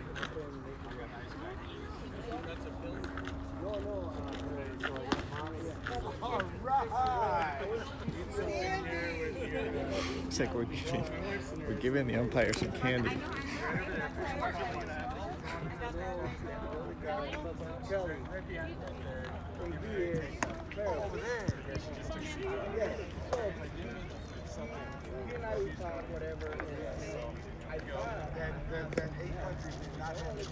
No, that's not. I don't think that's candy. I think it's some kind of painkiller, which I suppose people who are involved in athletics sometimes do refer to as candy.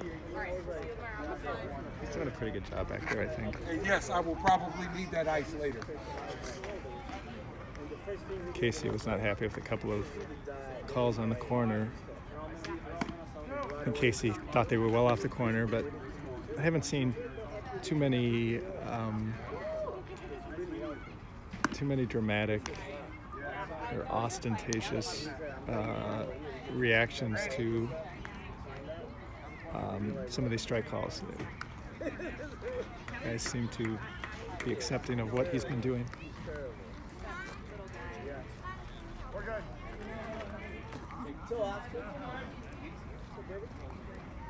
Again, if we hold on here, have a little time off, be moving over to the stadium, Tempe Diablo Stadium.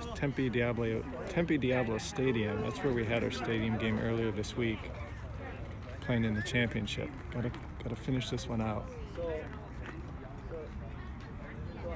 Talking to Lip a couple innings ago, it appears that Nate may be a little loose with his control. I mean, it's his second time pitching this tournament. Still doing a really good job though. And this is what we need, you know. We need him to throw strikes and we need to play good defense. Can afford to give up a few. Just gotta avoid the big inning. Done that so far. 9-2. It's a fly ball to left. It's hit well, but Dan's running back about where Emery hit it. Same result. Fly out left field, 1 out. I think if Emery puts that identical swing, if he's on time and he gets that pitch like that batter was, that's over the fence. I mean, that guy put a good swing on it, hit it a long way.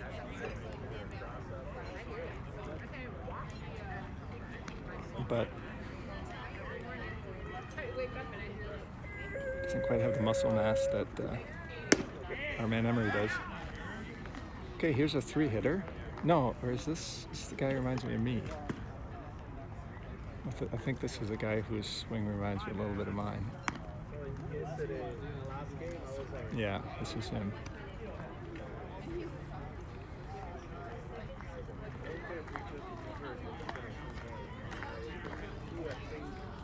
Even the stats. Yeah, I have my hands a little tighter. He's just stronger, much stronger than I am.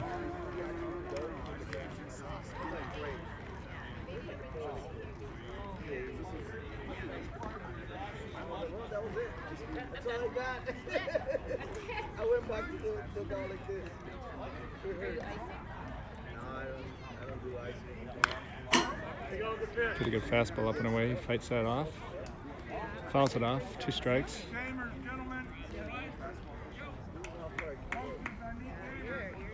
He's short to the ball.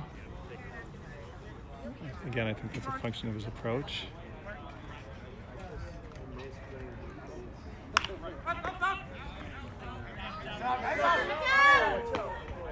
But to the extent that he's going to generate power with his swing, it's just going to be a function of his size more than his swing mechanics.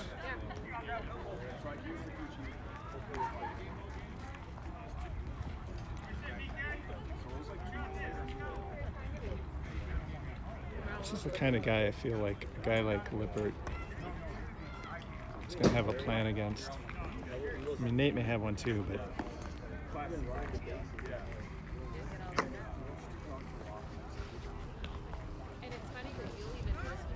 he's up, way up on him. I think maybe 0-2, 1-2 maybe.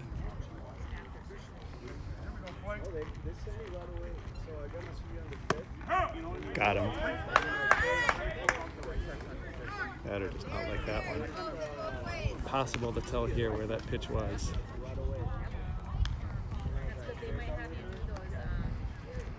I suspect it was the last point of the blueprint or the last step of the plan that Lip had in his head for that guy, that fastball in.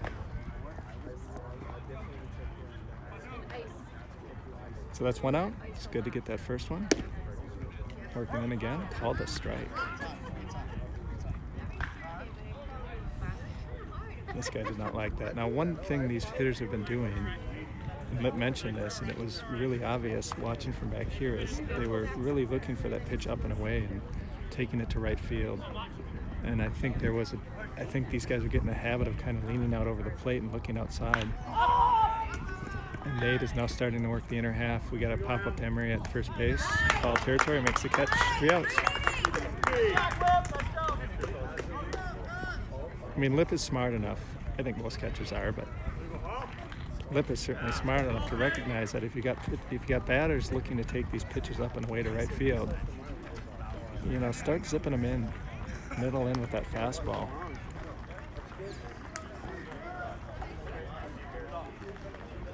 How you doing? Streaming back home. Say hi to everyone in Minnesota. Hello, everyone in Minnesota.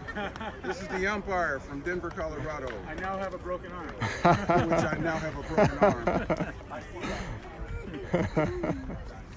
Yeah, that one. Well, you finally get the bicep you always want. Oh, yeah, no kidding, huh?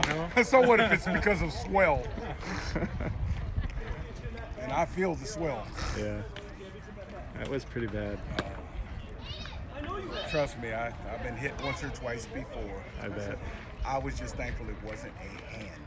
Yeah. I could not afford that trauma right now, especially on this one, because this one already has tears, and there's some kind of tear in the liver, the tendon too. Really? So I couldn't afford to take that. I'd have been done. Y'all would have carted me off. You'll take one in the bicep. Done. Though. Yeah. Yeah, I'll take the bicep. You doing the second one too, over in the yes. stadium? No, yeah. no. I don't have the stadium game. They didn't pay enough to get me. Yeah. No, they got me for the father and son something down here, playoff or something down here. Cool. So, yeah, somebody else is doing the stadium. Yeah. Yeah. What time is the championship? 1 o'clock. Oh shit, my second game until 1:45. I guess we better get on the stick. Oh, it's just 11 o'clock. Yeah, we're doing okay. Yeah, we're doing good. I mean, that was See you first, Nate. Nice sense of humor on that umpire. You can laugh well after getting hit, but man, that hurts. I don't know how I see that in Major League broadcasts where Major League hitters get hit by those fastballs and they don't even react. And man, when I get hit by a baseball, it's like I've been tased. I mean, that's how I react. I don't swallow the pain. I don't know how those guys do that, because it's gotta, you know, when you get hit with just a TC Mabel fastball, you'll see the seam marks, it'll turn all sorts of different colors over time. It just really hurts. There's a strike. This guy's still pouring them in there. Nate's got 2 hits against him. Going right at him, and then he tries to float a curveball in there. Nate laces it to right center. Center fielder misplays it. Nate gets into second base. So there we saw the tusks again. Hopefully you guys are doing that at home. Hopefully my mom is getting out of her chair and doing some tusks. I think that was a curveball. Nate got the arms extended. Drove a line drive to right center, a barrel. The center fielder got over. It was a pretty easy hop, but it just kind of bounced over his glove, so Nate was able to take second. I don't think he was planning on going to second, but the way the center fielder played that, he was able to get to second. Man on second. Let's go, Nate. Let's go.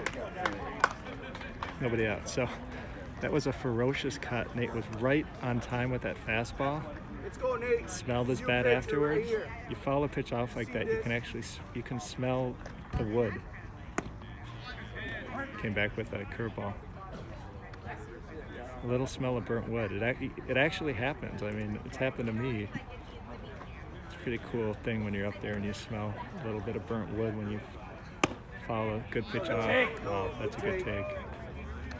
Pitcher really wanted that one. I think that's an 0-2 ball, right? Like 1 and 2, 2 and 2, 3 and 2. I think that's a strike. Batter gets a tiny advantage, I think, with that 0-2. Those close 0-2 pitches. Came back with a high fastball. Let's go, Nate. Let's go. I'm a little surprised he challenged him to pitch before like that because Nate was Come on, Nate, give it a rip, kid. all over that. And then he kind of gave the pitcher a look, and then he smelled his bat. I talked about my confidence in Nate's confidence. I think this pitcher detects that confidence, wants to shove it down his throat. See what happens here. Yeah. He's throwing that as hard as he can. Good eyes, good eyes. You can see Nate bending over and kind of wincing. He's been dealing with this lower back, upper leg issue, his haunch, if you will, for a couple of games now. Hasn't affected his swing seemingly. Another fastball, another shot to left. I think that's going to be caught. Yeah, I think that was probably about a little bit down off the barrel. Shit, gonna get hit. Oh, Jolene, your life. Man, these balls come from the other field, and I'm like a cameraman in Vietnam at this point. I mean, you got to get the shot. You risk taking a bullet to get the shot for the viewers back home. That's good. So I think that ball was a little bit down off the barrel. I mean, Nate was right on time with it. It was a line drive, but it didn't have that. It didn't ring off the barrel like it would have had he really squared it up. So that was a fly ball. Well hit fly ball to left field. Man on second base. I think there's just one out. Is that right? Randy Schmidt, who's really been dialed in today with his swing. Waved a little bit at that one. I think he said good pitch. It's a hard fastball off the plate. You know, Randy really likes to turn and burn on this stuff, so. You don't need to do too much. I don't know what we're going to see here, but. There we go. There we go. It's a ground ball through the left side. That's going to get through. Emery goes to third.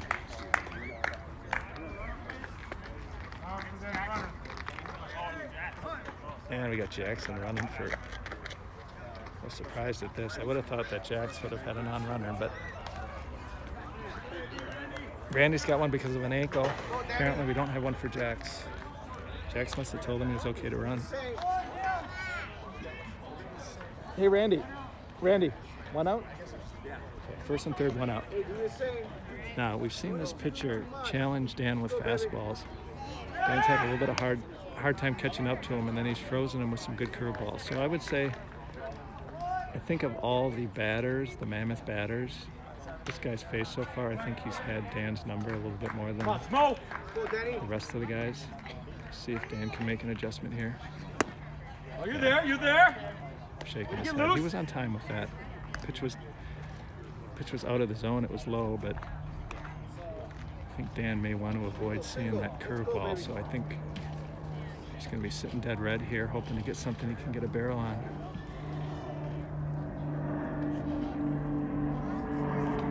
It's a hard fastball. There again, we talked about Dan's swing. It's a swing that generates a lot of gap power. Dan's a long guy.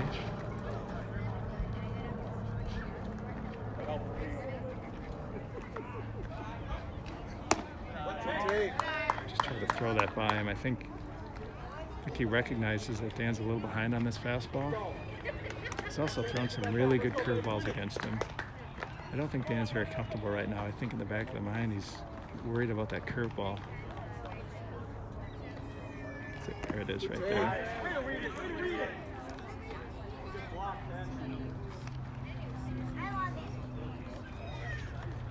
You have to come right there. He recognized it though. They're not giving you anything else. I think this guy just rears back and tries to throw it by him now. Fastball. We'll see. There it is. Yeah. Get down. Get down. Fair ball. Oh, it's just foul. It's a line drive to left. Don't know where that landed on the line, but it had to be really close. You can tell Dan how disappointed Dan is. I don't think Jackson scores from first, but I think Jackson ends up on third and Dan ends up on second. So the guy threw him a fastball and Dan got the barrel on it. Maybe he comes back with that breaking ball again since Dan caught up with it. Maybe elevate the fastball, gets a breaking ball. Dan hits it to the right side, foul ball. He left that breaking ball up. You can see Dan slowly but surely making some adjustments up there. He got around on that fastball. He made contact on that curveball. He's still behind, but not as far behind as he was the first two at bats. There's some gas. We need, yep. That's a really nice at bat from Dan Smollett. It's a tough matchup for Dan. Dan fought him. Nice clap behind. So what happened there was a 4-3 put out. Emery, whoever was on third base, scored. And Nate Jackson moved to second base. Really nice at bat from Dan. Maybe we'll go talk to him later. I don't think he's in the field.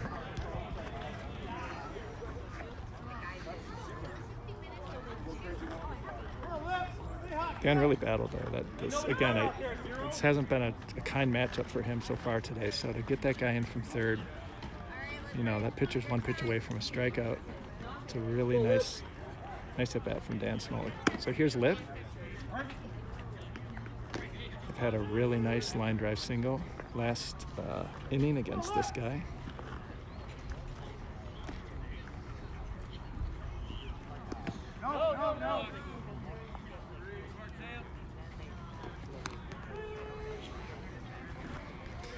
We're all used to seeing Ken do ridiculous things on the mound in terms of durability, but so we're really spoiled.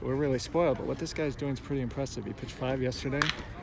So the ground ball to the shortstop, picks it up, throws, made the first baseman reach for it, but he made the play. So that's 3 outs.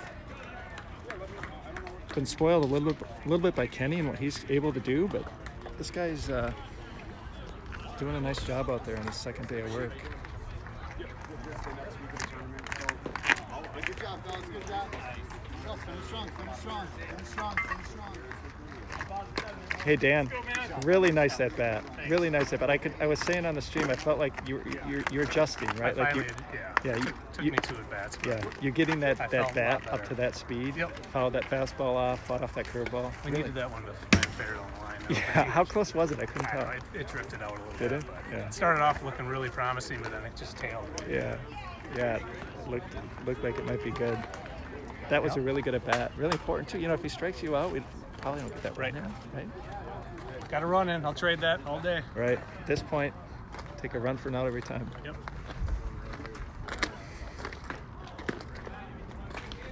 He's got a pretty good curveball, huh? Pretty good bite on it. His curveball's good. Yep. It's really tight spin. Drops in. He's starting to leave it up a little bit, and it's a little bit easier to pick up than when he first came into the game. Yeah. It's pretty tight. He threw you. The first 2 at bats, he threw really good pitches. Really sharp, hard downward breaks on those pitches. Yep. I could tell you got caught mid-swing on him. Yep. Yeah. He's a good pitcher, but we're getting to him. Yeah. Did you face that guy yesterday? One time. The hard time?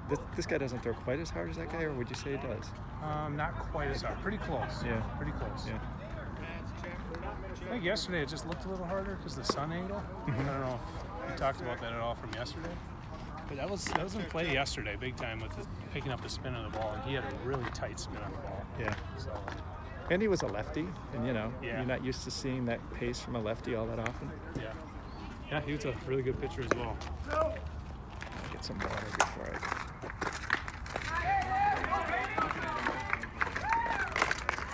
Yeah.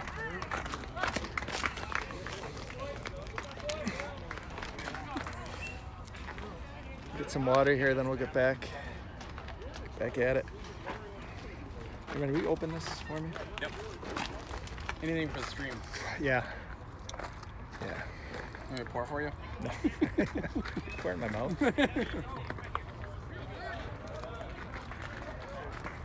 Thank you. Just put it right over here. Thanks, Randy. Yep. That's a manager.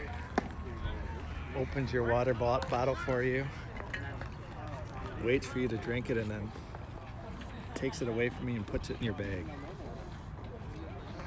That's a manager. Skeeter manager would never do that. It's a ball off the plate. I think that's a second pitch. I don't know what the count is, 1-1 or 2-0. So I believe now we are in the top. I should find out where we're at. Hey Randy, what inning are we in? Top of bottom of 7. So this one's getting, oh, that's gonna be at least a double. That ball is rattling around in the right field corner. I think he's gonna go to third on it. Yep, he's wheeling around second. Bushy's picking up the ball now. We're gonna eat it. No throw at third. No, we did make the throw. Another righty taking that right field approach. It appeared last inning that Nate and Lip were making adjustments on their end and trying to work the inner half a little bit more with some harder stuff, so those guys couldn't hang over the plate and just poke those balls to right, but that's what we saw there. Okay, this is their 3-hitter. A little bit late on that one. It's got a nice looking swing.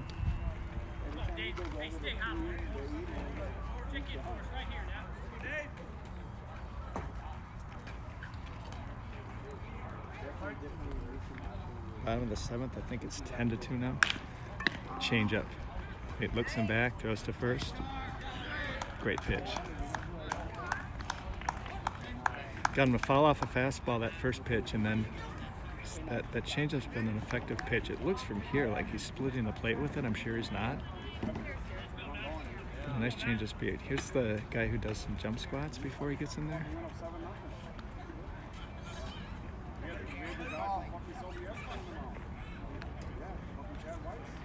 This guy's way up in the box. Yep. We brought that fastball middle in.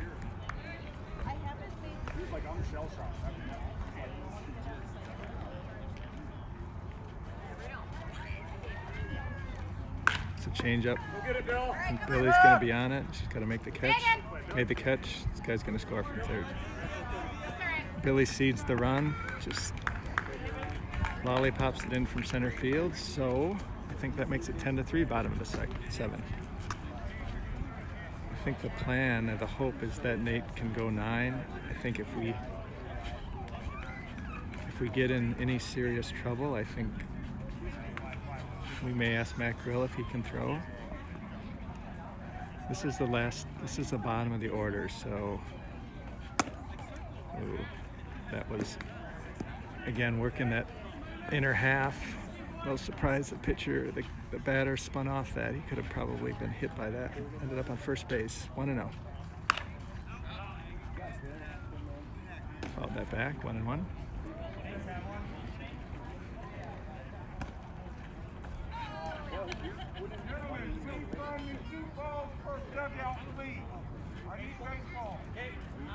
Umpire has been hungry for baseballs all game. Just pleading now. Just imploring both sides to give him some baseballs. For the love of God, men, can you give me 4 baseballs? I was digging for baseballs that aren't there. Randy ran out 2 new ones. Randy's always looking to please. Now he's asking for 2 from the other side. They're saying they don't have any. I mean, you gotta find some gently used game balls. Then you just can't say I don't have any. That's not an answer. There's a nice shot right at Matt Grill at shortstop. Tough break for the bottom of the order hitter to do that. End up watching it go into Matt Grill's glove. Great inning for Nate. So team is now 6 outs away from making a new high water mark for the 35-plus team down here. Lumberjacks never made it past the semifinals. This will be the first time a 35-plus team has made it into a playoff round final if you exclude our run in the consolation bracket. When we won the consolation bracket one year, finished basically as the 9th best team. That was a fun tournament though. It's really fun winning that too. It didn't feel like winning the NIT, it felt like winning the NCAA.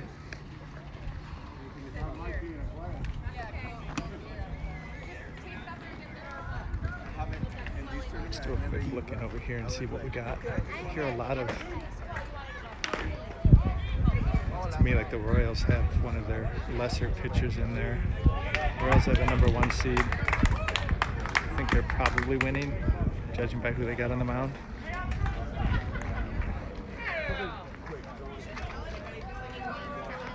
So if that Seattle team holds on and we hold on, we'll have a chance to beat the #1 and #2 seeds this year. We gotta hold on here.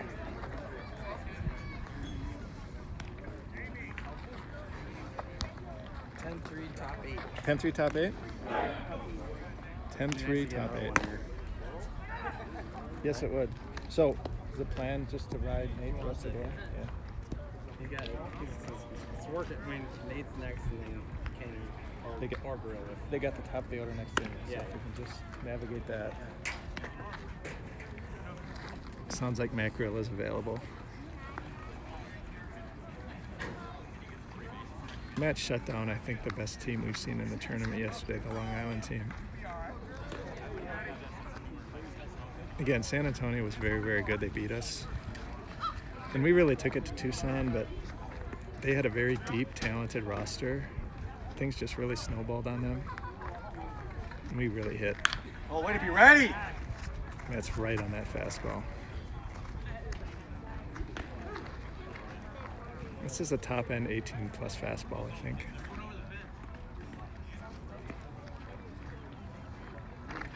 But it's something that Matt Grill's hit before. Came back with a changeup down and in.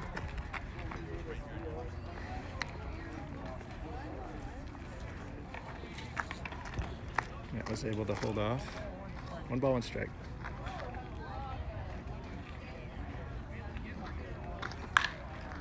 It's a fly ball to right. I don't think it's going to drop. They got the jump squat guy out at second base. He makes the catch.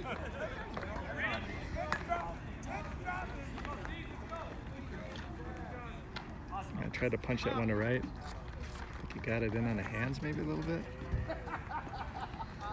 There's Diamond Dan Casaza. A couple years ago I compared Dan to a extinction level event on the 35-plus level, a planet-killing asteroid. Diamond Dan with a jersey uniform almost as dirty as mine. Yeah, Diamond Dan does not come out of these things with clean jerseys.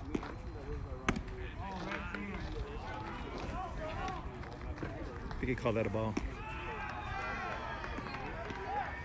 Dan still has his elite speed, which is a really nice weapon on this level. He's a really good hitter. He's another guy who's unflappable in there. There's no anxiety in the box. He'll take a walk. He hasn't tried to bunt yet. He hasn't taken his free base hit.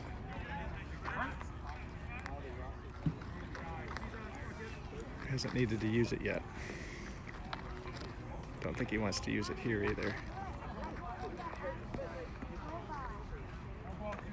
1 ball, 2 strikes. It's a ground ball. He got the fastball he wanted. Could hear him kind of groan.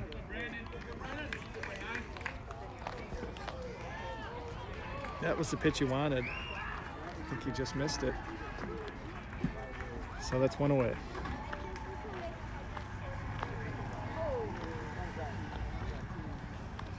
Casey Johnson. Casey's got at least 1 hit. He's not happy with a couple of strike calls from this umpire earlier this game. Curveballs off the plate, Casey felt like.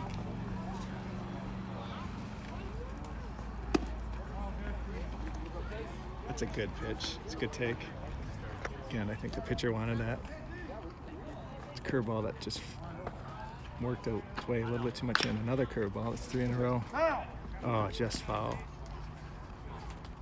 Little weak chopper down the third base line that turned foul at the last second. I think this pitcher recognizes that Casey's got a swing that can handle the fastball. It's very short. That's 3 in a row. Now, does he just try to elevate a fastball? It's way up in the count. Does he come back with a 4th off-speed pitch? Fastball. Casey's sitting on it. short first 2 outs. 3 outs, I'm sorry. I missed one.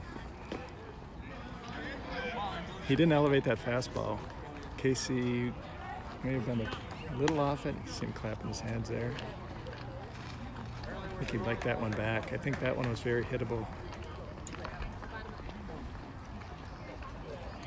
Okay, this is bottom of the 8th. It's bottom of the 8th. Thanks, Tom. You're welcome. See the fan.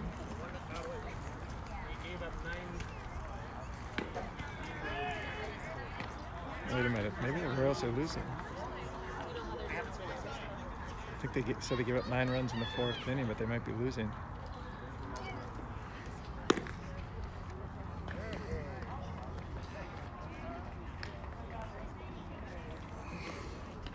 So it sounds like the plan for the Mammoth is for Nate to finish this game if he can. Otherwise, we got Kenny, Matt Grill available. Those would probably be the... If you put together a bullpen depth chart today, those guys would be 1-2. Mike Dahl, I think, is on that chart. I think I talked to Randy a little bit. He talked maybe about seeing about Nate Jackson's availability. He was supposed to start at least one game for us down here, but had some back issues. I think you can't deny we've got nothing but great starts out of every pitcher, every ball game. Extraordinary. Down Seattle just advanced, undefeated. What was the final score and what's 9-2. That's too bad. That 2 runs suggests that they didn't put much stress on their staff, so likely see a pretty good pitcher. Look how big that lineup is. Wow, they got a lot of guys. Yeah, Mammoth. Yeah, it's a Tusks. It's like tusks, you know, like tusks. They're like tusks. Trying to explain what the Mammoth hand signal is. It's like hang loose, but they're supposed to be tusks. There's a pop-up, short. This is a tough play. Wow, nice play by Casey. A short stop to that uncomfortable spot in the short outfield, kind of in the middle of that triangle between the right fielder, first baseman, second baseman. Casey kind of staggered over there like a sailor on the deck of a pitching ship. Got the glove up and made the catch, though. Good play. Went out. There's a chopper to Emery. Boy, this could be a wonderfully easy inning. 2 pitches, 2 outs.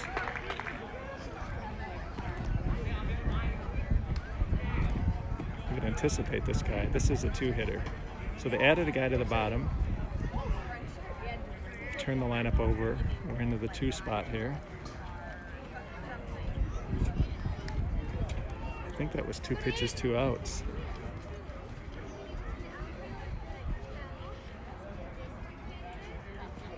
We would expect this guy to take a pitch, but maybe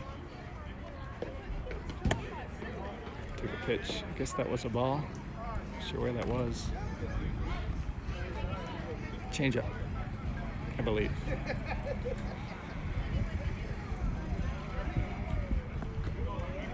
Bottom of the 8th, Mammoth up 10-2, I believe. There's a shot. Casey, oh, nuts.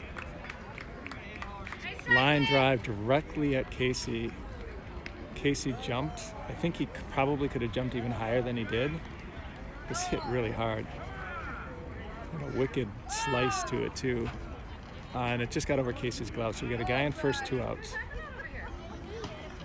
Another Houston hitter that took that fastball the other way. They appear to be good hitters. There's going to be a hit to left field, but short. So a short, soft line drive to left. Boy, getting those 2 quick outs, that's really big. I mean, they're going to have to string together quite a few hits here. I mean, they're capable of doing it, but we've now worked through kind of the teeth of the order. moving into the back of the throat.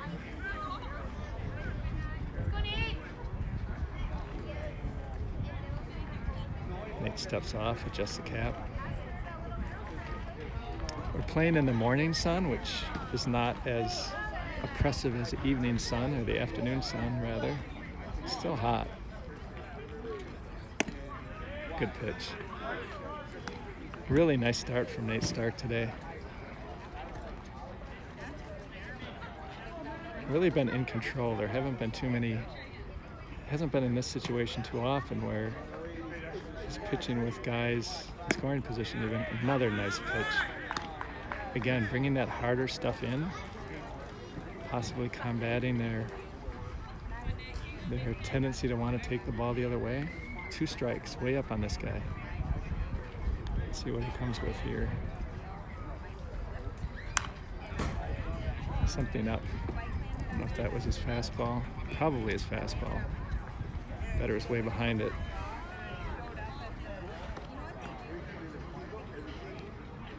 Maybe we'll see a changeup here. That would be the conventional thing to do. Behind on the fastball. Let's see what they call.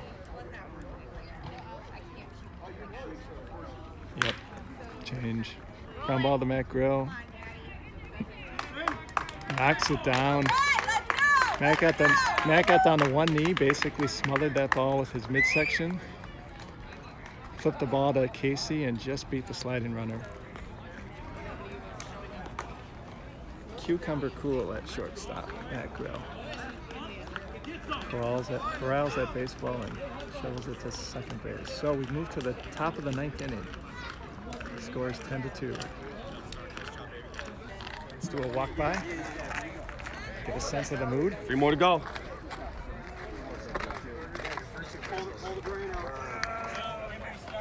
Let's get some more. Come on, Al. We got a new arm.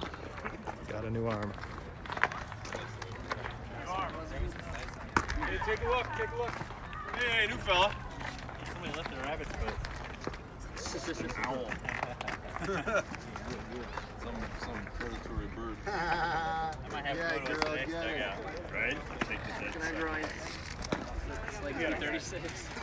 Vibrating.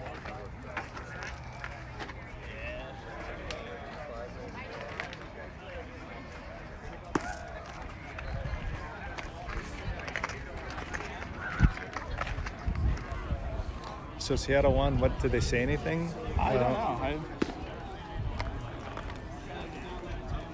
Got a big roster.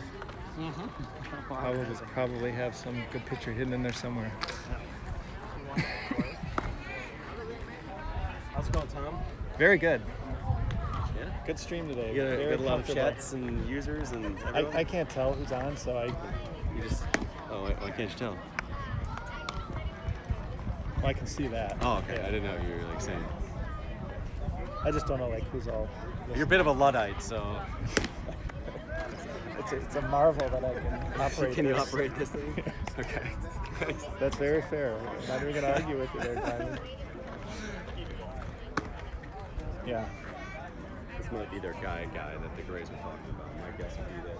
I think it was the guy we just faced. No, it wasn't. I talked to. It wasn't? I talked to the first baseman when I got over. I was like, "This is because I walked and he got knocked out of the game," which is like the 50th time in my lifetime I've done that, which is hilarious. I walk and the guy gets taken out. Yeah. So, first baseman, I said, "Is this the guy you brought in yesterday?" Shoved on the Grays. He's like, "No, we had different guys." Man, you guys are loaded, I guess, huh? You know, and at that point we didn't know what we were going to do against them. I'm surprised. I just assumed this was the guy. That second guy though. Yeah. He's hittable. He's very hittable. Yeah. Like, for guys that I play against, he's not. He's I know, absolutely for a just guy garbage. like you, yeah. But 35 plus, he's for very this good. level, he's very good. Yeah, that's a way above average fastball that he's got. But all of us on this team, for the most part, hit fastballs. Exactly. So I'm not worried about it. That's what I say on the stream. You guys are used to hitting that stuff. All of us have been there. Like, Bill's played at really high levels. Which Emery still plays at high levels. Stark, you can't stop that man right now. He's unbelievable. Lip plays 18. I mean, a lot of us still play 18 plus. Freaking. Nate Jackson.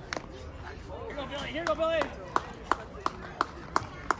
Bill's made a nice adjustment. You know, he had a rough couple at bats against that first at bat. Yeah, he said that you talked to him and suggested that he start that load a little bit quicker? Let me get that front foot down. I mean, one of the things I've learned about hitting in the last year or so is that you want to be slow to fast.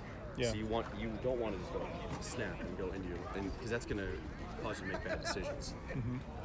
But starting to load early doesn't hurt you at all if you're moving in a controlled fashion. And one other thing I told him was, hit the top half of the ball.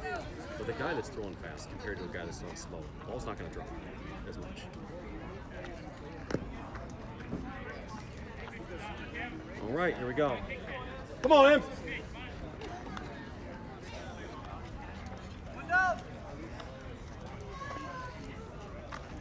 That was Diamond Dan. So apparently that pitcher we were looking at wasn't the guy who shut the Grays down. I'm surprised. These guys have some pitching depth. Dan speculated this might be the guy. I haven't been watching that closely. Let's see what he's got. I mean, that's not... Is that his changeup? It wasn't the velocity we were just seeing.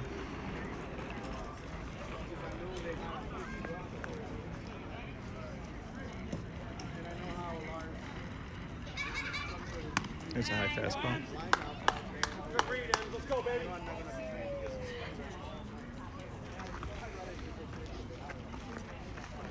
One ball, one strike. Emery Hall at the plate. Mammoth are up 10-2. This is top of the ninth. Nate Stark with the complete game to this point. Pitcher asking where that one was.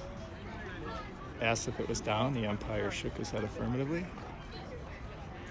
2 balls, 1 strike. Come on, Em.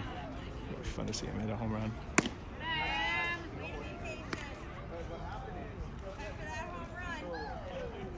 Emery is such a good hitter. I mean, he's so much more than just a strong guy who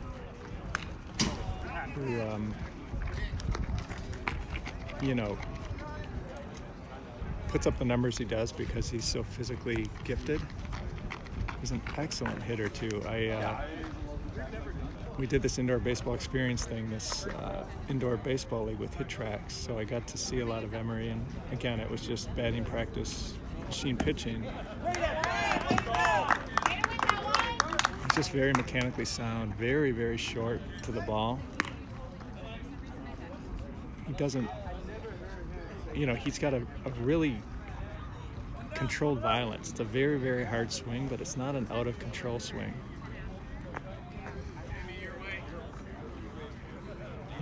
I mean, at least on the kind of pitching that we're accustomed to seeing on this level. I don't know what he's like when he plays for the pub. He probably sees a lot better pitching, and he's probably made to look silly at times, but you just don't see him. He's just not made to look silly ever from when I see him play. Here's Nate Stark. Another hitter, another really good little change up there. Mechanically sound hitter. 10-2, top of 9.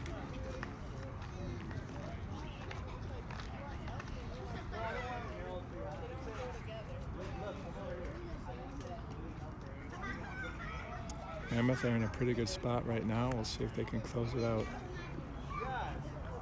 That was interesting. Pitch, go, go, go, go! No. Through it.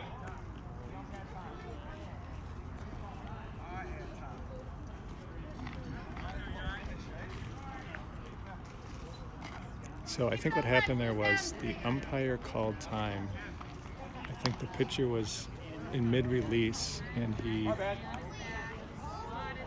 rather than following through, he basically just spiked the baseball. Nobody saw the umpire call time, so we thought the pitcher just lost control of the baseball. Emery basically trotted around from first to home because the catcher wasn't moving, but the umpire had called timeout, so that was no pitch. Back to where we were. Pitcher checks Emery at first base.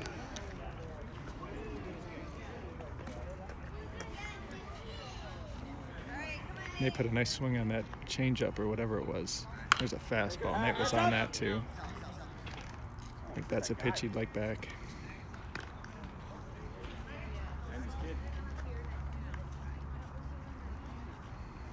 I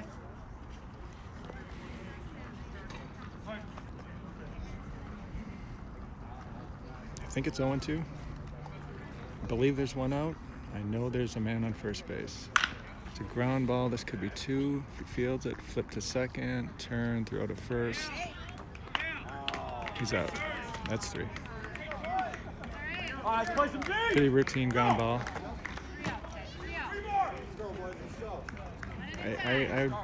I would say that speed isn't one of Nate Stark's tools as a baseball player. I mean, he's not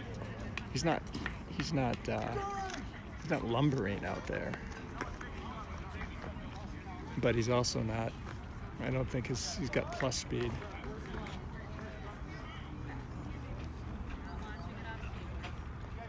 There's Lip just going out there for yet another inning.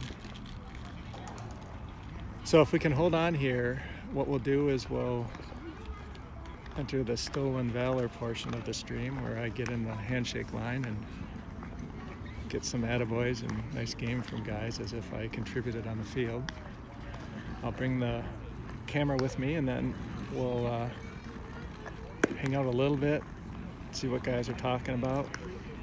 And we'll wrap this stream up, pack up all of our equipment, and head over to Tempe Diablo Stadium, a couple hundred feet behind us.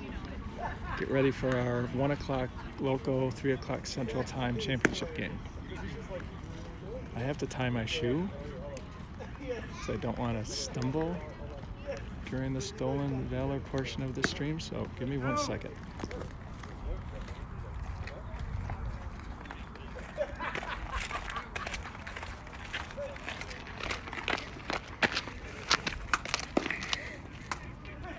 Oh, my dogs are barking. My feet hurt. Hold on 1 second.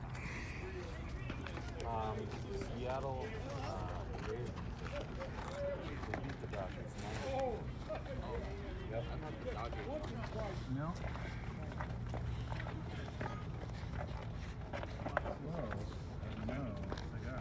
Here we go, Mammoth!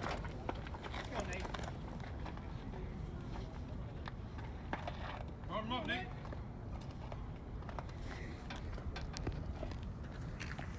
Okay, shoes tied. I'm gonna take one batter from the dugout here. My back hurts.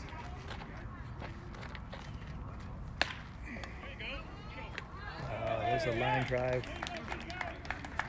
Got over Matt Grill's leap at shortstop, so we got a guy in first. Here we go, boys. Get roll it up. I haven't gotten the leadoff runner on very often. We're gonna do one more from here, then I'll get back out there. It's funny that like your brain can't like just step back a few and then jump. You can't. Yeah. It's just impossible. Nobody has ever.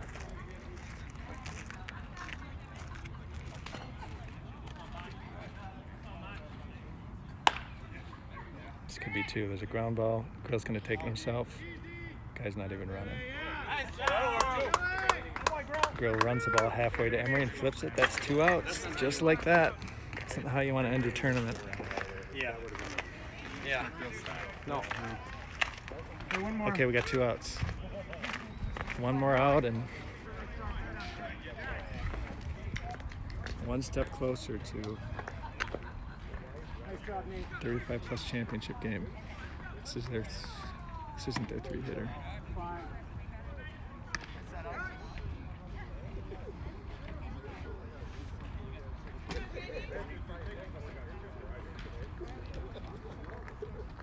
Nate Stark trying to finish it off here.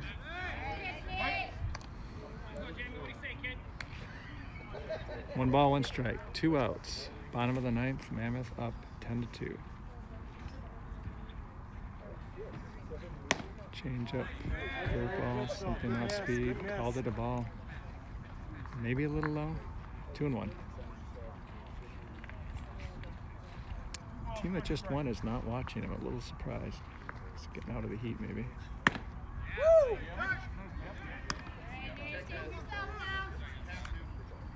Nate zipped that one in there. He doesn't have much left here. Doesn't have many batters he's got to worry about, so I think he threw that one with a little more I thought there's a high fastball. He didn't go. Good call by the field ump. Full count, 3-2.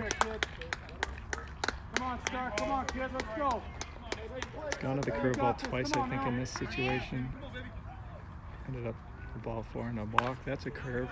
Brought that one over the plate. Fouled off.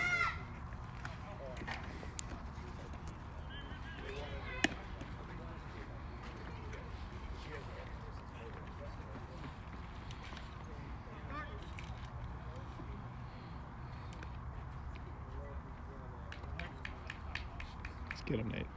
Take him yourself. Ground ball. Casey Johnson gloves it, throws. And that is the game. I'm not going to stick this camera in their face. I'll have it on my hip like a pistol.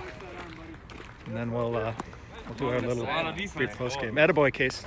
Everybody's so quiet as I waited. There's more than one diamond? Yeah. Gets them all. You're on 3 diamonds. Yeah, guys. Good luck. Good luck. Nice game. Nice game. Nice game. Nice game. Nice game. Nice game. Nice game. Nice game. Nice game. Nice luck to you. Nice game. Nice game. Hey, fellas. Hey, fellas. Hey, good luck, guys. Hey, good luck. Thank you. Thank you. Hey, one more to get, boys. One more to get. 9 more innings. 9 more innings, boys. 9 more. Not gentle. 9 more innings. Here we go. 9 more innings. 9 more innings. Let's go. Here we go, boys. 9 innings left. 9 innings left. Keep doing exactly what we did, boys. Here we go, boys. 9 more innings. 9 more innings. Let's go. I mean, I have to strike out 5 times. Great ball today. If it gets us a win, Billy, the answer is an emphatic yes.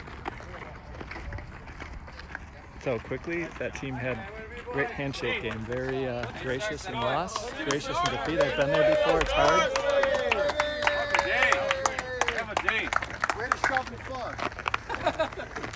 There's a deep story to that, by the way, for the audience back home.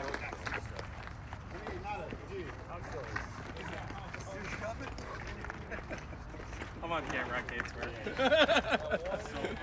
I was waiting for that text message yesterday because she and I had a conversation about that. We have 1 hour and 2 minutes. 1 hour and 2 minutes? 1 hour and 2 minutes, holy. Nice game, Nate. Nice job, Nice Nate. game. All right, guys, shift her up the hill. I think the side fields are better. So, great game. Thank you. Unbelievable. Do I take my jersey off and try and let it dry? I don't know. Yeah, probably, right? Yeah. Kind of an undiscovered country at this point. I don't really know what you do. Okay, so I think number 1 diamond goes to so much. I think Dan has given his diamond the Diamond Award. Let's see what he's got to say. Diamond. Yeah. Awesome stuff. And obviously number 1 diamond. Nice start. Daniel, the performance of the tournament so far. We still got 1 to go. Wait, I got Vice Diamond? You got Vice Diamond, bro. Yeah. Put that on your helmet. So we're gonna go to it in an hour here.